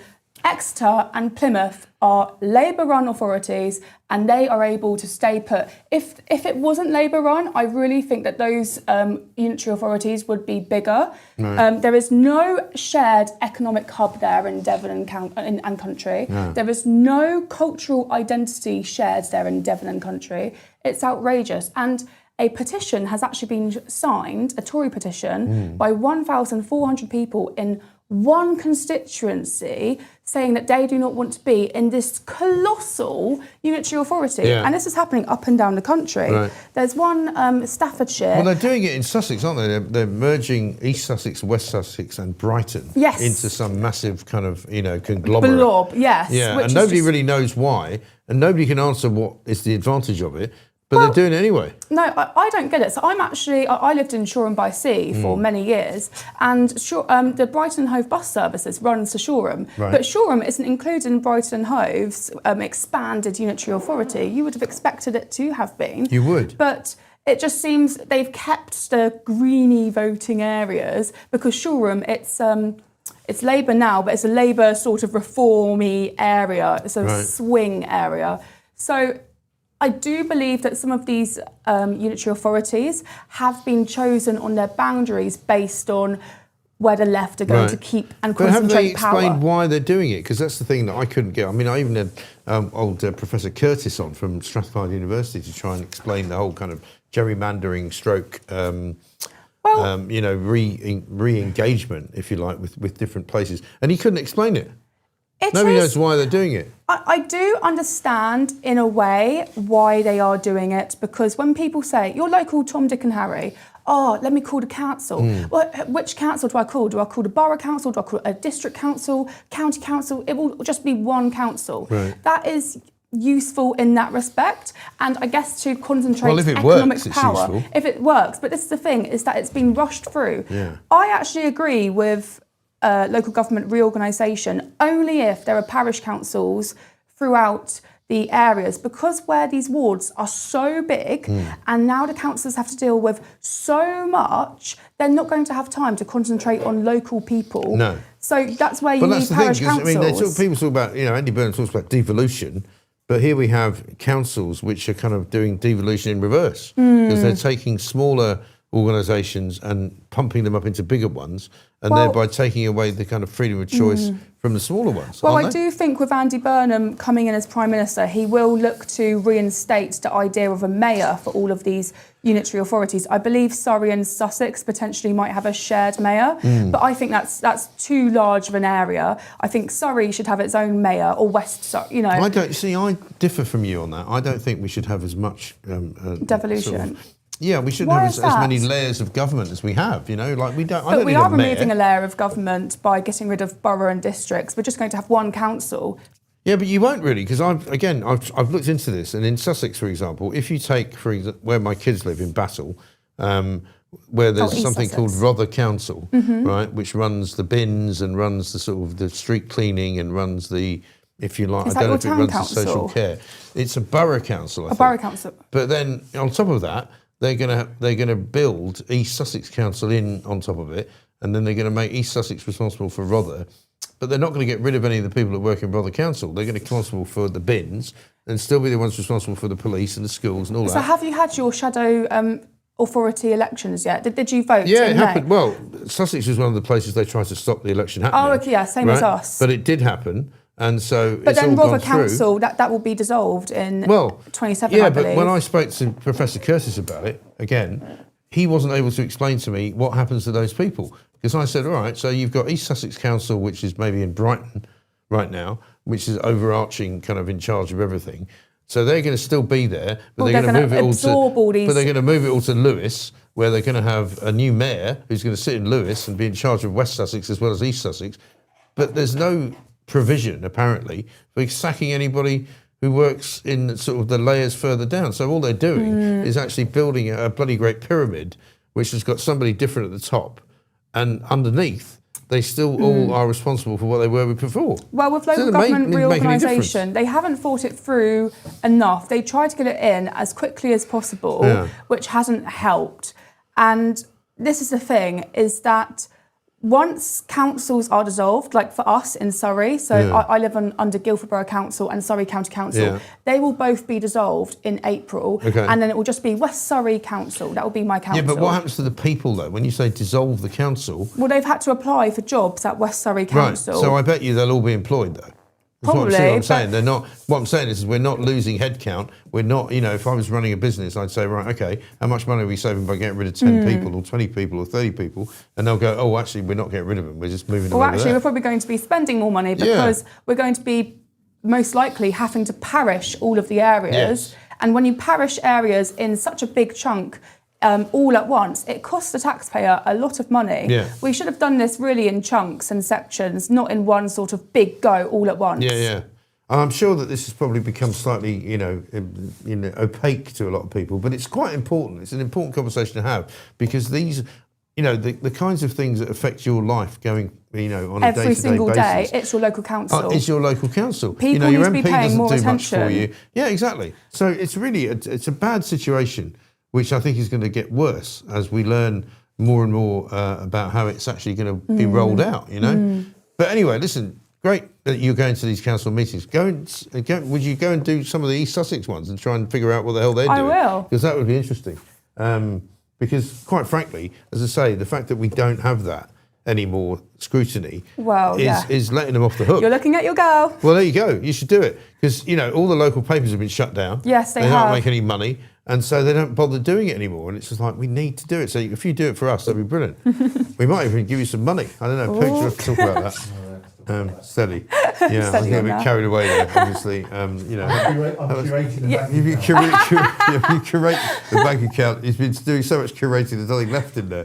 But anyway, listen, Jess, great to see you. Thank you very much indeed. We'll see you again soon. Coming up, we're going to talk to Alan Duncan, who's got a new video out. He's been doing great work in the Middle East with the Yazidi community, the women who were taken hostage, beaten, sexually abused, raped, in some cases killed, and all of this going on with the Western eyes of the world watching, and nobody really doing very much about it at all. Should we take a little break and do something else before that? Should we quickly have news? We could have some news with Edward Hughes. Let's have a look. Good morning. I'm Edward Hughes. The Knob of the North is set to enter number 10 as the new Prime Minister, promising a fresh approach focused on cost of living help, regional regeneration, and breaking from Westminster traditions. He faces immediate challenges on defence spending, energy bills, immigration, and North Sea oil policy amid pressure from the US. In crime news, police have named and pictured suspect Joshua Kerry in the targeted murder of former politician Anne Widdecombe at her Devon home. Counter-terrorism officers are investigating possible motives. Economically, the UK has seen modest growth, though property prices are feeling the heat from the World Cup and weather. Other notes include cabinet speculation, calls for stronger defence, and international ripples from US actions in Iran, and those big baby Argies lost to Spain in the World Cup final. Gotcha. Laters, Tigers. He should really be talking in Spanish, shouldn't he? Yeah, he should. He looks a bit Spanish in that, with his Spanish top. Good for him. Edward Hughes there with the news. Now, lots of you have been asking for this, and so we're going to play it. Andy Burnham is about to become the new Prime Minister. He's going to go to Downing Street. Well, he may already be, I don't know if he stayed there last night, but he's certainly going to be going to Downing Street to choose his new team. He's going to be hiring, firing, bringing people in, kicking people out. They're going to be the usual sort of, excitable members of the press outside with their microphones and their cameras going, "Oh, Shabana Mahmood's going in. What does that mean?" And then speculating, and when she comes out, she tells you what she's doing and all of that kind of thing. We think Shabana Mahmood is going to be the new Chancellor of the Exchequer. We think Angela Rayner might be the new Secretary of State for Health. We think Ed Miliband might be given the Foreign and Commonwealth Office. We think Peter Carl's probably out. We also think that David Lammy's probably out. Great news that. Lucy Powell probably in as Deputy Leader of the party, maybe Deputy Prime Minister. So, it's going to be a big day, and we will bring it all to you as it happens, if we can, while we're still on the air. But if not, we'll bring it all to you, of course, tomorrow. But here's Andy Burnham from Tet North showing us what he does best. Am I going too fast for you? No, you will.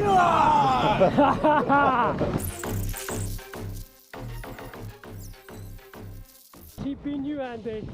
We love you. We've known you from before and after. Maybe we'll. That's true, though. Bit emotional there. That's true. What you were doing? Hello. It was tough and hard. Yeah. But sports is what saved me, and we can save so many young kids out there who's not sure what to do. Yeah. I feel optimistic though for the country. I feel people are ready to buy into something that gives everybody a lift, and life is just good for you. Yeah. Hi, mate. Carry on. Okay. See how much love you're getting, Andy. That's the finish line down there. I'm leading. He's leading the way. Oh, he's doing the robot. Ah, he's done it. Good job. Good job, bro. Really good. So depressing, isn't it?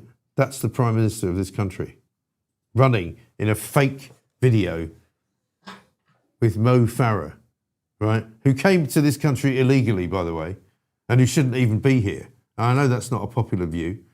I know everybody goes, "Oh, but he's such a great athlete." No, he came to this country illegally. He shouldn't be here. He should be deported. If Shabana Mahmood had any balls, which I'm led to believe she has, she should kick him out and say, "Sorry, mate.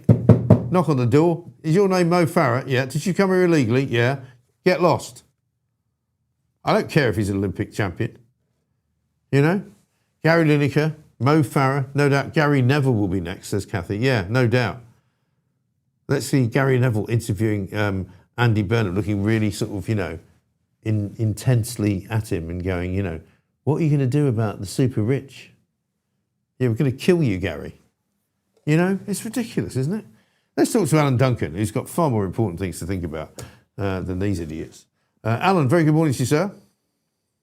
Hiya, Mike. How are you? Yeah, good. Very well. Very well. You've been working for a long time, for those who haven't come across you before, with the Yazidi women and the oppressed women of the Middle East who have been forgotten by and large by everybody else. Tell us a bit about them. Tell us a bit about how you got involved and tell us about your new documentary. Well, I initially went to, well, as you know, I was fighting against ISIS to start with. Then I went to the prisons and the camps after the fall of the ISIS caliphate to interview Western ISIS, including British. And then we ended up, the last thing I ever expected was we ended up coming across Naveen, rescuing her from ISIS and returning her back to her family. And that's where it was sort of, the Yazidi side was kind of the unexpected side of this journey, to be honest, Mike. So then it was 4 years following Naveen's journey, which included the trial of one of her perpetrators. There's some, we went back to Syria. There's some really explosive stuff coming up, very emotional.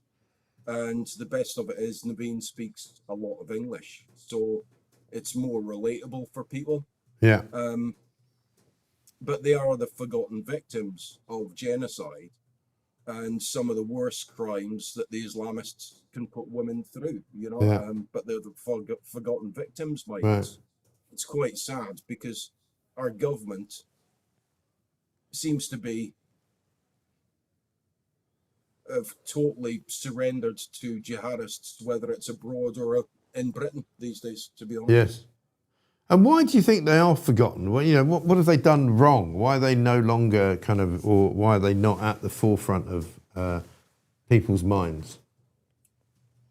I think there's a couple of reasons, Mike. I think one is there's a language barrier, obviously. Most of the Yazidis, especially the survivors, they don't speak English. But it's also to do with the, you know, the media. You know, it's what's the current thing, you know. It's like they'll jump onto something and then they'll use the victims. One of the things that I've came across with a lot of the survivors, actually, is they feel that they were used and abused by Western media. I mean, even on the journey with Naveen, I'm going to give you a little bit of a, you know, the mainstream media yourself, Mike. You've spent a lot longer than myself working with them, so you know them. At the very last part of this journey, Sky jumped onto it. So I don't know if I can go into this too much, but it's time to expose the mainstream. So basically, Sky jumped onto this. They lied to Naveen. They intimidated her. The presenter and her team were some of the worst people I've ever come across. And luckily, Naveen has stopped Sky from releasing this.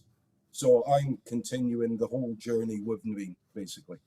But the mainstream just use and abuse people. And the Yazidi victims are sadly part of that stream of abuse by the mainstream. So, and what is it about the way the mainstream media treat them that you think is so awful? I mean, do you understand how they do it, why they do that?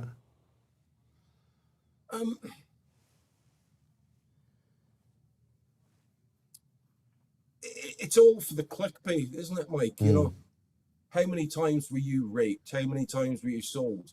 They're more interested in the click side than they are in the actual person and the story and the journey and what they've went through. Naveen, for example, show me one Yazidi where you've got from the rescue, the trial, to rebuilding and just to going through everything It's unbelievable. I despise the mainstream with an absolute passion.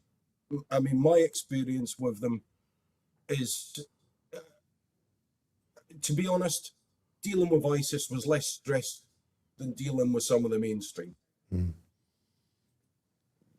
That's an incredible charge to make, and I don't disagree with it. I'm just saying that it's quite an incredible charge to make, that, you know, when you see documentaries being published by people like Sky, having gone out to the various camps in the Middle East, in Syria, in Kurdistan, in Iraq, they're not really telling you what's going on. That's the thing, Mike. Right, when I started going to interview ISIS, it was actually in Shamima Begum's camp.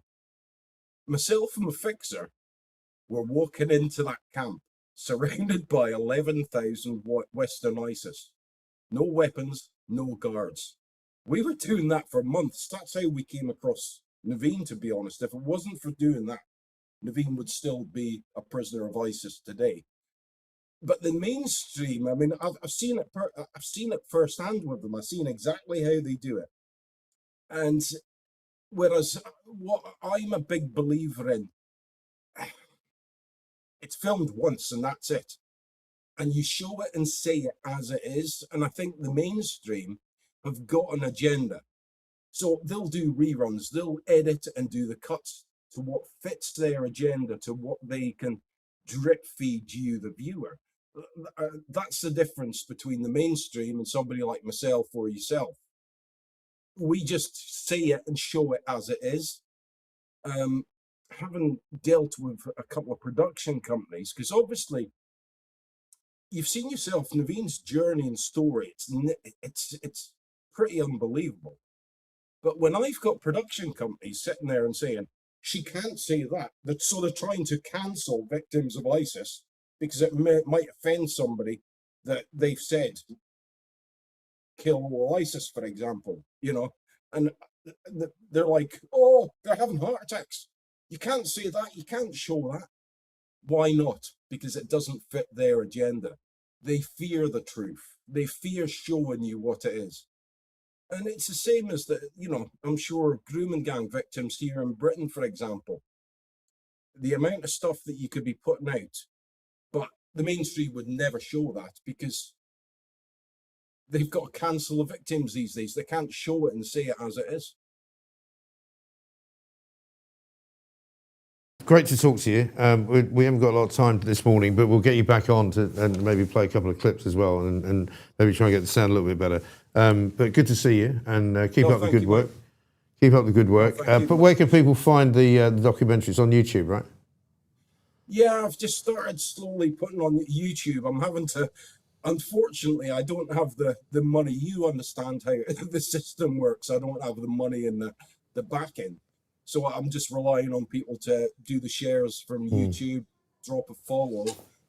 Ask, even if they will ask me questions, like, you know, I'll do my best to do, you know, get back. And this journey, it's not only Naveen's, we've got the ISIS side. And I mean, I've got British ISIS. One in particular you know about, who's been rehoused back here in Britain. But I've also got some stuff on Begum and other British. Sure. Well, we can, if you'd like us to do it, we could put it on our channel as well and see if we can share it and do a bit of that. Sorry, Mike, there's something about Andy Burnham's new advisor. Is it Matthew McGregor? Matthew McGregor, yeah, the guy from Hope Not Hate. Gets a bit deeper than that. He was with 38 Degrees and Reprieve. Yes. And guess who they're massive backers of? Go on. Shamima Begum. Really? Well, that's an interesting piece of information. We're going to work on that. We might pick you up on that later in the week, because once this guy gets his feet under the table, there's going to be some interesting stuff going on, I suspect. That political strategist of his, it's not only about Begum, Mike. He's supported for years. All British ISIS been taken back to Britain, all of them. Yeah, I'm not surprised. Alan, listen, great to see you. Alan Duncan there. Thank you very much indeed. Really, really brave guy. Goes out and does his own documentaries in very dangerous circumstances, very dangerous places as well. That's pretty much it for the show today. Tell them to stop moaning about the sodding sound. Alan's a soldier, not an audio engineer. Winding me up. Yeah, don't upset Pooch, by the way. People are moaning about the sound. Listen, it's a YouTube channel, okay? Sometimes the sound is not perfect. If you want perfection in sound, you go to ITV, you go to the BBC, where you can hear the sound very, very well, but what they tell you is absolute bullshit, right? What we do is tell you the truth. And sometimes the truth comes with a little bit of hard hearing, and you've just got to listen. So, you know, if you want perfection, I'm afraid you've come to the wrong place. But we do our best. It's me and Pooch here today, and if you upset him, I kid you not, he's going to come around and smash your back door in. Right? That's Keir Starmer. And that's Keir Starmer's method, as you know. I'll tell you what, let's cheer ourselves up with Pooch's Pooch, shall we? Yeah, let's do it.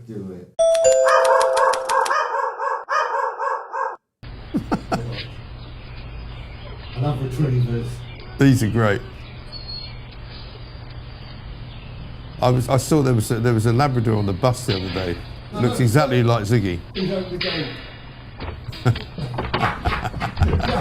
Now they're all coming. We've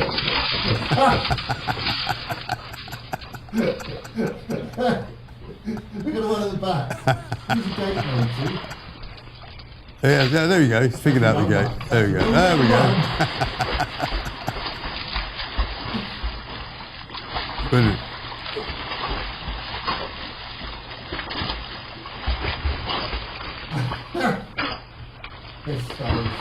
Aren't they brilliant?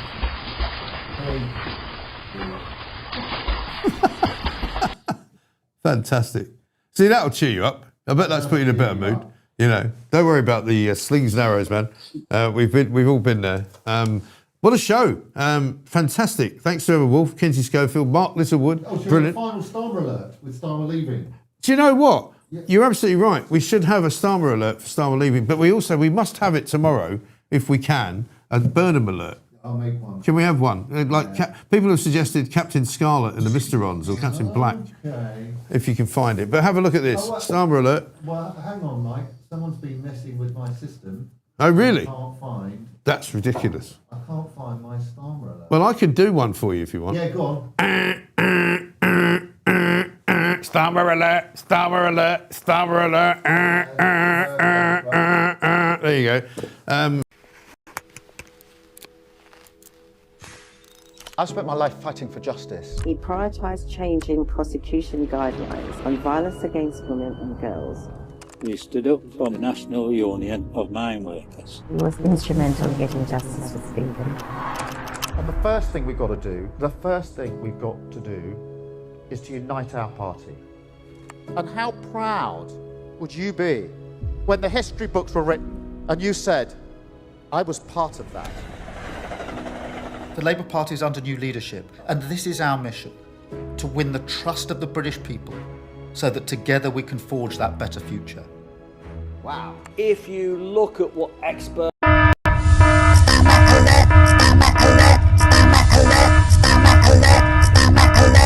I'm going to miss that. I'm actually going to miss that. Yeah. We might just have to... miss Starmer. Yeah, I'm not going to miss Starmer. I just missed the Starmer alert. Kelvin Mackenzie coming up at 10 o'clock. Go over there right now, ukliveonline.com. You look up UK Live Online on YouTube. I'll be popping in to see him, to wish him a happy Monday, as it were, as we prepare ourselves to get ourselves a new Prime Minister. Andy Burnham from North. Andy Burnham. And so Sally can wait. She knows it's too late because she's walking on by. See you later. Why don't you relax and be a bit more MG? That would be a triumph.